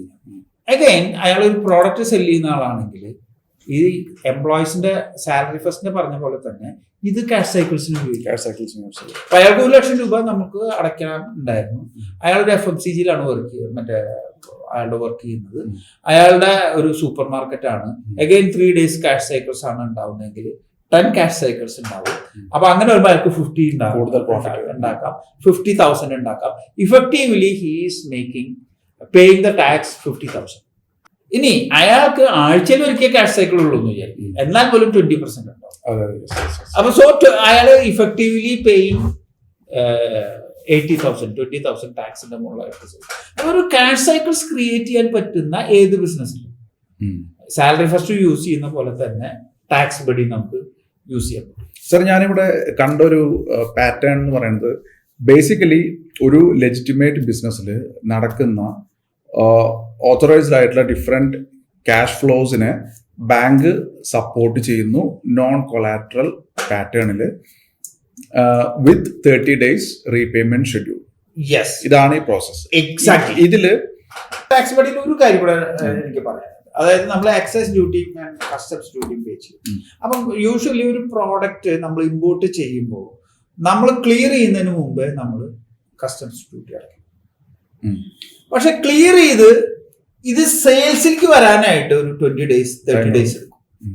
ഒരു 20 days ഇയാളുടെ കയ്യിൽ നിന്ന് പോകുമ്പോൾ മറ്റേ കസ്റ്റംസ് ഡ്യൂട്ടി ഈ 20 days ഇയാളുടെ പോക്കറ്റിൽ നിന്നാണ് ബയർ ചെയ്യുന്നത്. റൈറ്റ് നൗ നമ്മൾ ടാക്സ് ബഡി എടുത്തു കഴിഞ്ഞാല് bank is paying in advance. ഈ 20 days കഴിഞ്ഞ് ഇയാൾ സെല് ചെയ്തിട്ട് ഇയാളുടെ കയ്യിലേക്ക് വരുമ്പോഴേ ഇയാൾക്ക് പൈസ തിരിച്ചടച്ചാൽ. ഓക്കെ, അപ്പൊ ഇയാൾക്ക് ഇമ്പോർട്ട് ചെയ്യാനായിട്ടുള്ള പൈസയും കയ്യിൽ നിന്ന് ഉണ്ടാക്കണം, കസ്റ്റംസ് ഡ്യൂട്ടിക്കുള്ള പൈസയും കയ്യിൽ നിന്ന് ഉണ്ടാക്കണം, എന്നിട്ടാണ് ബിസിനസ് ഇയാൾ റൺ ചെയ്യണത്. ഈ കേസിൽ ഇമ്പോർട്ട് ചെയ്യാനുള്ള പൈസ അയാൾ ഉണ്ടാക്കുള്ളൂ. Customs duty will be paid by the bank and ഇത് 30 ദിവസം കഴിയുമ്പോഴേക്കും ഇയാളുടെ കയ്യിലേക്ക് ഇമ്പോർട്ട് ചെയ്യുന്ന ആളുടെ കയ്യിലേക്ക് പൈസ വരും. കാരണം അയാൾ ഡയറക്റ്റ് കസ്റ്റമർക്കല്ല സെല് ചെയ്യണം, B2B ആണ് ചെയ്യുന്നത്, അയാൾക്ക് നേരെ പേയ്മെന്റ്. അവിടെ നമുക്ക് ആ ചെയിനിൽ അടുത്ത ആളെ നമ്മൾ ഓൺബോർഡ് ചെയ്ത് കഴിഞ്ഞാൽ he will get the payment. ആ ചെയിൻ എൻഡ് പോയിന്റില് കസ്റ്റമർക്ക് കൊടുക്കുന്ന വരെയുള്ള പോയിന്റിൽ നമുക്ക് ഈ ചെയിനിൽ ഇതെല്ലാം ഹെൽപ്പ്. അപ്പൊ ടോട്ടൽ MSMEകൾക്ക് അവരുടെ ക്യാഷ് ഫ്ലോ മാനേജ്മെന്റ് സ്ട്രെങ്തൻ ചെയ്ത് പ്രോഫിറ്റബിലിറ്റി കൂടുതൽ കൊണ്ടുവരാൻ വേണ്ടിയിട്ട് നോൺ കൊളാട്രൽ ലോണാണ്. അതായത് കൃത്യമായിട്ട് 30 days റീപേയ്മെന്റ് ചെയ്യുകയാണെങ്കിൽ അവർക്ക് കണ്ടിന്യൂസ് ആയിട്ട് ഈ ഒരു പ്രോസസ് അവൈൽ ചെയ്ത് പോവാം. പിന്നെ രണ്ടാമത്തെ ഒരു കാര്യം, ഇതിൽ വേറെ കാര്യം എന്താ വെച്ച് കഴിഞ്ഞാൽ bank is making sure that this credit line is using four the purpose. അത് ബിസിനസിന് നന്നായി. നമുക്കൊരു ലോൺ കിട്ടിക്കഴിഞ്ഞു കഴിഞ്ഞാല് നാച്ചുറലി നമുക്കൊരു തോന്നലുണ്ടാവും, പല ബിസിനസ്സുകാർക്ക് തോന്നുന്നുണ്ടാവും കുറച്ച് നമുക്ക് അങ്ങനെ ചെയ്യാം, കുറച്ച് നമുക്ക് ഇങ്ങനെ ചെയ്യാൻ തോന്നുന്നുണ്ടാവും. ഈ ക്രെഡിറ്റ് ലൈൻ അങ്ങനെ ഉപയോഗിക്കാൻ പറ്റില്ല, because that amount is not getting into the entrepreneurs account directly payment. ഇതിന് എത്ര സർവീസ് ചാർജ്? ഇതിന് 1.5% പ്ലസ് ടാക്സ് തന്നെയാണ്. അപ്പോൾ വി കളക്ടിന് മാത്രമാണ് 2%, ബാക്കി രണ്ട് സർവീസിന് 1.5% പ്ലസ് 18% GST ആണ്. ഓക്കെ, ഇപ്പോ ഇവിടെ ഞാൻ മനസ്സിലാക്കുന്ന ഒരു കാര്യം, ഇത് കൃത്യമായിട്ട് എലിജിബിൾ ആയ ആൾക്കാരുടെ അടുത്ത് യൂസ് ചെയ്യുകയാണെങ്കിൽ അവർക്ക് ഒരുപാട് കാര്യങ്ങളിൽ ഇത് സപ്പോർട്ടീവ് ആണ് ഈ ഒരു സിസ്റ്റം. ഇതിൽ ഇപ്പം റീസെന്റ് ആയിട്ട് ഇനിയിപ്പം എല്ലാവരും ഇത് എടുക്കണം, ക്രെഡിറ്റ് ഉപയോഗിക്കുന്ന എല്ലാവരും ഇത് എടുക്കണം എന്ന് സ്ട്രോങ് ആയിട്ട് റെക്കമെൻഡ് ചെയ്യാനുള്ള റീസൺ ഇപ്പൊ വന്നിട്ടുണ്ട്. അതായത് ഗവൺമെന്റ് ഇപ്പോൾ MSMEകളെ സപ്പോർട്ട് ചെയ്യാൻ വേണ്ടിയിട്ട് ഒരു സിസ്റ്റം കൊണ്ടുവന്നു. 45 daysനുള്ളിൽ MSMEകളുടെ ക്രെഡിറ്റ് അടച്ചില്ലെങ്കിൽ that will not be added to expense account for the purpose of corporate tax എന്ന് പറഞ്ഞാൽ ഒരു ടാക്സ് കാൽക്കുലേറ്റ് ചെയ്യാനായിട്ട്. അപ്പൊ അതിന് ഇങ്ങനെ പറഞ്ഞാൽ പെട്ടെന്ന് പിടികിട്ടില്ല, അതിന് ഞാൻ ഫിഗേഴ്സിൽ പറയാം. ഒരു MSMEക്ക് ഒരു വർഷം 1 കോടി രൂപയുടെ ബിസിനസ്സാണ്. അതില് അയാൾക്ക് എക്സ്പെൻസസ് വന്നിട്ടുള്ളത് 90 ലക്ഷം. അപ്പൊ അയാൾക്ക് 10 ലക്ഷം രൂപയാണ് അയാൾക്ക് പ്രോഫിറ്റ് ഉണ്ടായാണ്. 25% കോർപ്പറേറ്റ് ടാക്സ് അടയ്ക്കും. അപ്പൊ 2.5 ലക്ഷം രൂപയാണ് അയാൾ കോർപ്പറേറ്റ് ടാക്സ് അടയ്ക്കേണ്ടത്. അതിൽ അയാൾ 10 ലക്ഷം രൂപ 45 ദിവസം കഴിഞ്ഞിട്ടാണ് പേ ചെയ്ത്. ക്രെഡിറ്റ് ലൈൻ 45 ദിവസം കഴിഞ്ഞിട്ടാണ് ഒരു MSMEക്ക് പേ ചെയ്തെങ്കിൽ അത് അയാൾക്ക് എക്സ്പെൻസിൽ കൂട്ടാൻ പറ്റില്ല. എന്ന് പറഞ്ഞു കഴിഞ്ഞാൽ അയാളുടെ എക്സ്പെൻസ് 80 lakh ആയിട്ട് ട്രീറ്റ് ചെയ്യും. അപ്പൊ അയാളുടെ പ്രോഫിറ്റ് 20 lakh ആയി. അപ്പൊ അയാള് 5 lakh ടാക്സ് പേ ചെയ്യേണ്ടി വരും. ഈ 10 ലക്ഷം അടയ്ക്കും വേണം. ഈ 10 ലക്ഷം രൂപ മേടിച്ച ആൾക്ക് അടയ്ക്കാതിരിക്കാനും പറ്റില്ല. അപ്പൊ ഈ 10 ലക്ഷം രൂപ അടയ്ക്കുമ്പോൾ 25% ടാക്സ് പോകും. ഈ ഒരു കാര്യം ഉറപ്പാണ്, 25% അവർക്ക് ആ പ്രോഡക്റ്റ് സെല് ചെയ്ത് കിട്ടില്ല. ഓക്കെ, അപ്പൊ ആ 45 daysനെ 75 days ക്രെഡിറ്റ് പീരീഡ് ആക്കി എക്സ്റ്റെൻഡ് ചെയ്യാനായിട്ട് നമ്മുടെ വി കളക്ട് ഉപയോഗിക്കാം. സോ വി കളക്ട് ആണ് അതിന് യൂസ് ചെയ്യുന്നത്. സോ അവിടെ അവര് 25% ടാക്സ് 2% ദേ ആർ സേവിങ് 23%. അപ്പൊ അത് റീസെന്റ് ആയിട്ട്, അതായത് ഈ 45 ഡേയ്സിനുള്ളിൽ MSMEകൾക്ക് പേയ്മെന്റ് കൊടുത്തില്ലെങ്കിൽ അത് എക്സ്പെൻസ് ആയിട്ട് മീറ്റ് ചെയ്യില്ല എന്ന income tax rules 43 something like that 43B അങ്ങനെ ഒരു അമെന്റ്മെന്റ് ഇപ്പോൾ വന്നിട്ടുണ്ട്. അത് April 1 മുതൽ നിലവിൽ വരിക. ഇത് MSMEകൾക്ക് അല്ലെങ്കിൽ എന്റർപ്രണേഴ്സിന്, MSMEകൾക്ക് മാത്രമല്ല ഏത് എന്റർപ്രണേഴ്സിനും എത്രത്തോളം അതിന്റെ ഗ്രാവിറ്റി മനസ്സിലായിട്ടുണ്ടെന്ന് അറിയില്ല. ആ ഗ്രാവിറ്റി അണ്ടർസ്റ്റാൻഡ് ചെയ്തിട്ടുണ്ടെങ്കിൽ ഡെഫിനറ്റ്ലി നമ്മുടെ വി കളക്ടർ ഓപ്റ്റ് ചെയ്യും. അതായത് ഈ നമ്മൾ കൊടുക്കാനുള്ള എക്സ്പെൻസ് ആക്ച്വലി വിത്തിൻ 45 ഡേയ്സ് നമുക്ക് ബുക്ക് ചെയ്യാൻ പറ്റണം. 45 ഡേയ്സിനുള്ളിൽ കൊടുക്കണം. അതർവൈസ് ആ പൈസ എക്സ്പെൻസ് ആയിട്ട് കൗണ്ട് ചെയ്യില്ല. അപ്പൊ ചുരുക്കി പറഞ്ഞു കഴിഞ്ഞാല് ഇപ്പൊ കാശ് ഉണ്ടെങ്കിലും നമ്മളത് എക്സ്പെൻസ് കാണിക്കാൻ വേണ്ടിയിട്ട് വേണമെങ്കിൽ വി കളക്ട് യൂസ് ചെയ്യാം. യെസ്. അതർവൈസ് അതിന് നമ്മൾ വേറെ ടാക്സ് പേയബിൾ ആണ്. അത് 45 ഡേയ്സിനുള്ളിൽ നമ്മൾ പേ ചെയ്തില്ലെങ്കിൽ അത് എക്സ്പെൻസ് ആയിട്ട് കണക്കാക്കില്ല എന്ന് പറയുമ്പോൾ നമ്മൾ 10 ലക്ഷം മേടിച്ചിട്ട് 12.5 ലക്ഷം രൂപ നമ്മൾ സ്പെൻഡ് ചെയ്ത പോലെയാണ്. ഈ 10 ലക്ഷത്തിൽ നിന്ന് 2 ലക്ഷം രൂപ പ്രോഫിറ്റ് ഒരിക്കലും 25% ഒന്നും ഒരിക്കലും നമ്മുടെ മാർക്കറ്റിൽ കിട്ടുന്നില്ല, പ്രോഫിറ്റ് കിട്ടുന്നില്ല. സർവീസ് സെക്ടറിലെ ബിഗ് കമ്പനീസ് ലൈക്ക് TCS അവർക്കൊക്കെ 25% പ്രോഫിറ്റ് കിട്ടുന്നുണ്ട്. ഒരു പ്രോഡക്റ്റ് കമ്പനിയിൽ 25% ഒരിക്കലും കിട്ടില്ല. അപ്പൊ MSMEകൾക്ക് ഇപ്പോഴത്തെ ഇതിനെ ഓവർകം ചെയ്യാൻ വേണ്ടിയിട്ട് 45 ഡേയ്സ് ക്രെഡിറ്റ് എന്നുള്ളത് 75 ഡേയ്സ് ക്രെഡിറ്റ് ലൈൻ എക്സ്റ്റെൻഡ് ചെയ്യാൻ വേണ്ടിയിട്ടുള്ള റൈറ്റ് പ്രൊഡക്റ്റ് ആണ് വി കളക്ട്. എനിക്ക് തോന്നുന്നു ഇതേ പ്രൊഡക്റ്റ് പല ബിസിനസ്സുകാരുമായിട്ട് സംസാരിക്കുമ്പോൾ അത് വേറെ തന്നെ ഒരു ഫോം മീൻസ് അവരുടെ റിക്വയർമെന്റ് ആയിട്ട് വേറെ തന്നെ ഒരു സ്റ്റോറി ആയിട്ട് മാറും തോന്നുന്നു. തീർച്ചയായിട്ടും. കാരണം അത് അവർക്കാണ് ആ യൂസ് കേസ് ആക്ച്വലി ഡിസൈൻ ചെയ്യാൻ പറ്റുള്ളൂ. നമുക്കിതൊരു പാറ്റേൺ സർവീസ്. ഇപ്പൊ ഞാൻ മാർക്കറ്റ് ഞാനൊരു 100+ ബിസിനസ് പീപ്പിളെ കണ്ടു, മാനുഫാക്ചറിനെ കണ്ടു, റോ മെറ്റീരിയൽ സപ്ലൈസിനെ കണ്ടു. നേരത്തെ ഞാൻ പറഞ്ഞില്ലേ, മൂന്നാർ ബൈസൺ വാലിയിൽ പോയ സമയത്ത് സ്പൈസസ് ട്രേഡേഴ്സിനെ കണ്ടു, സ്റ്റോക്കിസ്റ്റിനെ കണ്ടു, ഡിസ്ട്രിബ്യൂട്ടേഴ്സ്, റീറ്റെയിലേഴ്സ്, ഇവരൊക്കെ കണ്ടു. മാർക്കറ്റിൽ ഓൾറെഡി റെഡി ക്യാഷ് ബിസിനസിന് 2% ഡിസ്കൗണ്ട് ഉണ്ട്. മിനിമം 2% ഉണ്ട്, 3%, 4% ഉണ്ട്. അപ്പൊ അവർക്ക് ആ ബെനിഫിറ്റും കൂടെ കിട്ടുകയാണ്. അപ്പൊ അവർക്ക് കോസ്റ്റ് വരുന്നില്ല ആക്ച്വലി. അതെ. അപ്പൊ തീർച്ചയായിട്ടും ബാങ്കിന് കൊടുക്കുന്ന എമൗണ്ട് ഇപ്പുറത്ത് ബെനിഫിറ്റ് കിട്ടുന്നു.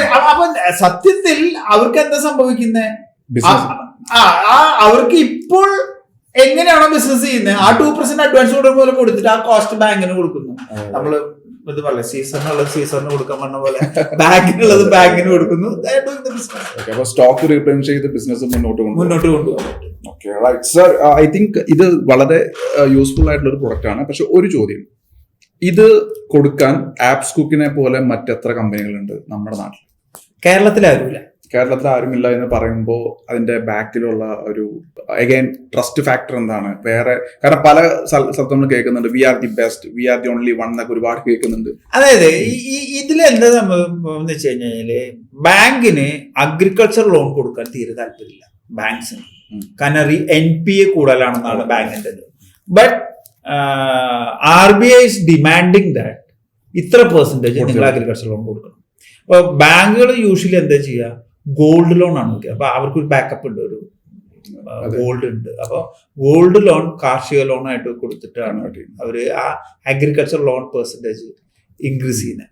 അതേപോലെ RBI ഇതേപോലെ MSMEകൾക്ക് നോൺ കൊളാട്രൽ ലോൺസ് കൊടുക്കണമെന്ന് മസ്റ്റ് ആക്കിയിട്ട് പറഞ്ഞിട്ടുണ്ട്.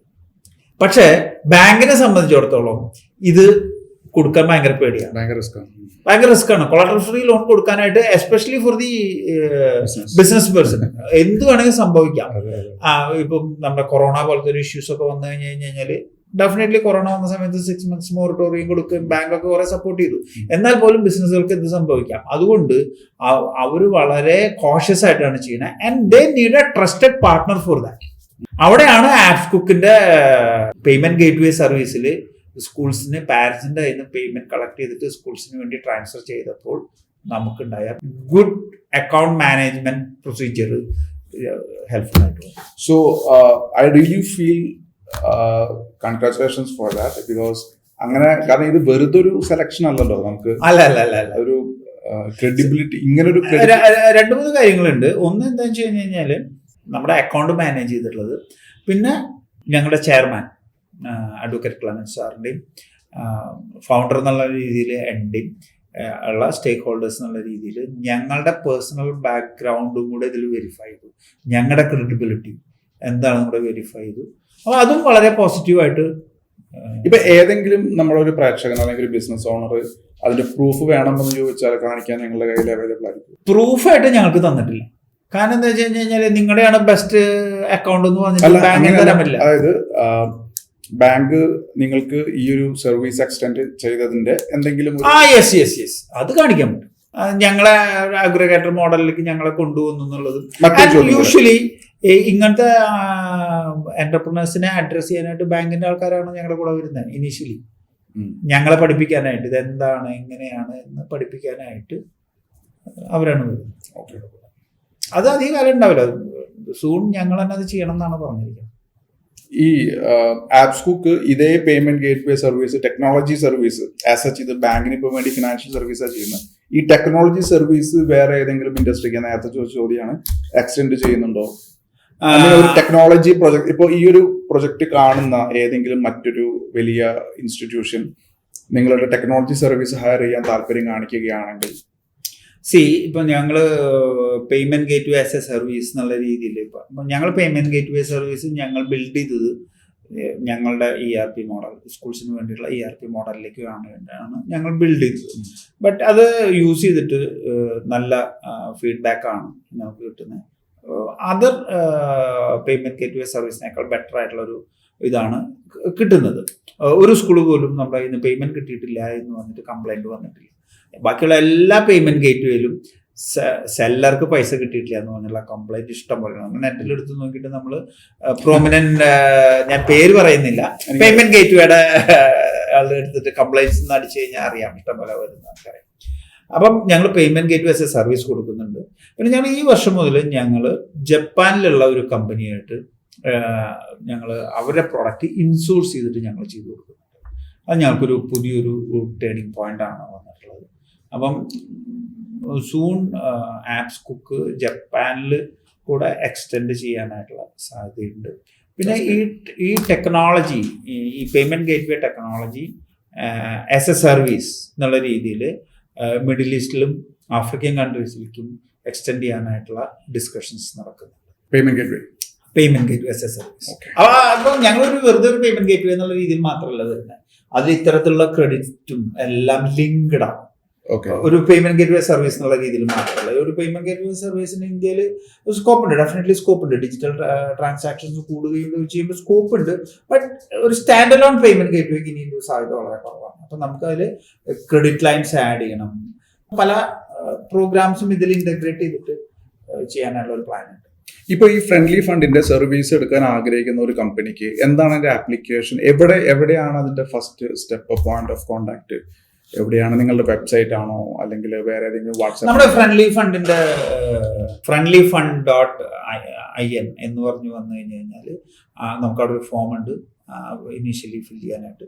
ആ ഫില്ല് ചെയ്ത് കഴിഞ്ഞാൽ ലേറ്റർ അവരത് നോക്കിയിട്ട് നമ്മൾ മെയിൽ ചെയ്യും, അവർക്കൊരു മെയിൽ കിട്ടും. ആ മെയിലിൽ നമ്മൾ വേണ്ട ക്രൈറ്റീരിയാസ് എല്ലാം പറഞ്ഞിട്ടുണ്ട്. ഇഫ് ദ എന്റർപ്രണർ അല്ലെങ്കിൽ അവർക്ക് ഫീൽ ചെയ്യണത് യെസ് ഇതെനിക്ക് അച്ചീവ് ചെയ്യാൻ ഒന്നുമില്ല, കഴിഞ്ഞ 2 വർഷത്തെ audited statement, progressive audited statement, 1 വർഷത്തെ GST ഫയൽ ചെയ്തിട്ടുണ്ട്, ക്രെഡിറ്റ് സ്കോർ ഈസ് 750+ ആണെങ്കിൽ they can pay 2950 plus tax, 18% GST പേ ചെയ്ത് കഴിഞ്ഞ് കഴിഞ്ഞാൽ അവരൊന്നും ഇനീഷ്യലി സബ്മിറ്റ് ചെയ്യണമെന്നില്ല. സബ്മിറ്റ് ചെയ്താൽ അത് വെച്ച് വെരിഫൈ ചെയ്യും. അല്ലെങ്കിലും ഞങ്ങൾ ബാക്ക് എൻഡിൽ നിന്ന് ഇപ്പം ഇന്ത്യയിൽ ഫയലിംഗ് ചെയ്യുന്ന കമ്പനികളുടെയൊക്കെ ഡാറ്റ എടുക്കൽ അവൈലബിൾ ആണ്. അപ്പോൾ അത് വെച്ച് ഞങ്ങൾ ചെക്ക് ചെയ്തിട്ട് അവർ പ്രോഗ്രസീവ് ആണോ എന്താണോ എന്ന് നോക്കി കഴിഞ്ഞിട്ട് അവരോട് ഇനീഷ്യൽ ഫസ്റ്റ് ലെവൽ ഓഫ് ഇത് കഴിഞ്ഞ് കഴിഞ്ഞാൽ സെക്കൻഡ് ലെവലിലേക്ക് അപ്ലൈ ചെയ്യാൻ പറ്റും. സെക്കൻഡ് ലെവലിലേക്ക് അപ്ലൈ ചെയ്ത് കഴിഞ്ഞ് കഴിഞ്ഞാൽ അപ്പോൾ യൂഷ്വലി നമ്മളിത് 14 days ആണ് വിൻഡോ പീരീഡ് പറയുന്നത്. ഇനീഷ്യൽ ഇത് ഫിനാൻഷ്യൽ ക്രെഡൻഷ്യൽസ് നോക്കാനായിട്ട് 14 days വിൻഡോ പീരീഡ് കഴിഞ്ഞു. അത് കഴിഞ്ഞാൽ പേഴ്സണൽ ക്രെഡൻഷ്യൽസിന്റെ വെരിഫിക്കേഷൻ, കമ്പനി വെരിഫിക്കേഷൻ ആണ്. അതിന് 45 days വിൻഡോ പീരീഡ് ആണ് പറയുന്നത്. അപ്പം ഈ എന്റർപ്രണേഴ്സ് ആർ കോൺഫിഡൻറ്റ് ഇനഫ്, അവർക്ക് ഒരുമിച്ച് വേണമെങ്കിൽ പേ ചെയ്യാം. അപ്പോൾ 45 days വിൻഡോ പീരീഡിൽ എല്ലാം കഴിയും. Right. So it was really great to have you. കാരണം ഇതൊരു ഇതൊരു സർവീസ് ആണെന്നാണ് ഞാൻ മനസ്സിലാക്കുന്നത്. കാരണം ഒരു സംരംഭകൻ എന്നുള്ള രീതിയിലും സംരംഭകര് അവരുടെ പ്രശ്നങ്ങൾ മനസ്സിലാകുന്നതുകൊണ്ടും ഇതൊരു വളരെ യൂസ്ഫുൾ ആയിട്ടുള്ള ഒരു പ്രൊഡക്റ്റ് ആണ്, ഒരു സർവീസ് ആണ്. അപ്പൊ എന്തായാലും ഞങ്ങളും ഇതിൽ കുറച്ച് ത്രിൽഡാണ്. കാരണം എന്താ വെച്ച് കഴിഞ്ഞാല് MSMEകളെ ഹെൽപ്പ് ചെയ്യാനും നമുക്കൊരു എന്താ പറയാ, ഡെഫിനറ്റ്ലി ഈ ബിസിനസ്സിൽ നിന്ന് ഞങ്ങൾക്കൊരു ബെനിഫിറ്റ് ഉണ്ട്. ബട്ട് ഈ MSMEകളുടെ അവരുടെ വലിയ പ്രോബ്ലം ആയിട്ടുള്ള ആ ക്രെഡിറ്റ് ക്യാഷ് സൈക്കിൾസ് ക്രിയേറ്റ് ചെയ്യാൻ വേണ്ടിയിട്ടുള്ള കൊളാട്രൽ ഫ്രീ ലോൺ എന്ന് പറയുന്ന ഇതിലേക്ക് ലിങ്ക് ചെയ്യിക്കാനായിട്ട് ഞങ്ങൾക്ക് പറഞ്ഞാൽ ഞങ്ങളും ഭയങ്കര ത്രിൽഡാണ്. അത് എന്റർപ്രണേഴ്സിനെ ഡെഫിനറ്റ്ലി MSMEസിനെ സ്ട്രെങ്തൻ ചെയ്യും. അവർ കൂടുതൽ പ്രോഫിറ്റിലേക്ക് വരും. വരുമ്പോൾ definitely they will pay more tax. So our country is also getting the more pay. അങ്ങനെ നമ്മുടെ ഒരു 5 ട്രില്യൺ ഇക്കണോമി എന്ന് പറയുന്ന സ്വപ്നത്തിലേക്ക് മിഷന്റെ ഭാഗമാവാനായിട്ട് ആപ്സ് കുക്കിനും പറ്റുന്നു എന്നുള്ളതിൽ we are also. So wish you all the very best. And wish you all the very best, my dear SME entrepreneurs. So ഇന്ന് നമ്മളുടെ കൂടെ ഉണ്ടായിരുന്നത് ഡോക്ടർ ജയൻ ജോസഫ് ആണ്. അപ്പൊ അദ്ദേഹത്തിന് പറയാനുള്ളതെല്ലാം നിങ്ങൾ കേട്ടിട്ടുണ്ടായിരിക്കും. നിങ്ങൾക്ക് എലിജിബിലിറ്റി നിങ്ങൾക്ക് സ്വയം തോന്നുന്നുണ്ടെങ്കിൽ, നിങ്ങൾക്ക് ഇതിൽ ഏതെങ്കിലും ഒരു സർവീസ് വേണം എന്ന് തോന്നുന്നുണ്ടെങ്കിൽ യു ക്യാൻ കോൺടാക്ട് ദം. അദ്ദേഹത്തിന്റെ നമ്പറും വെബ്സൈറ്റിന്റെ ഡീറ്റെയിൽസ് എല്ലാം ഞാൻ ഈ വീഡിയോന് താഴെ കൊടുക്കുന്നുണ്ട്. ഇനിയും ഇതുപോലുള്ള ഒരു ബിസിനസ്സിൻ്റെയോ വ്യക്തിപരമായ ലൈഫിലോ ഗ്രോത്തിന് സപ്പോർട്ട് ചെയ്യാൻ പറ്റുന്ന ആൾക്കാരെ നമുക്ക് ഈ ഗ്രോത്ത് ടോക്സിൽ ഇനിയും കാണാനായിട്ട് സാധിക്കും.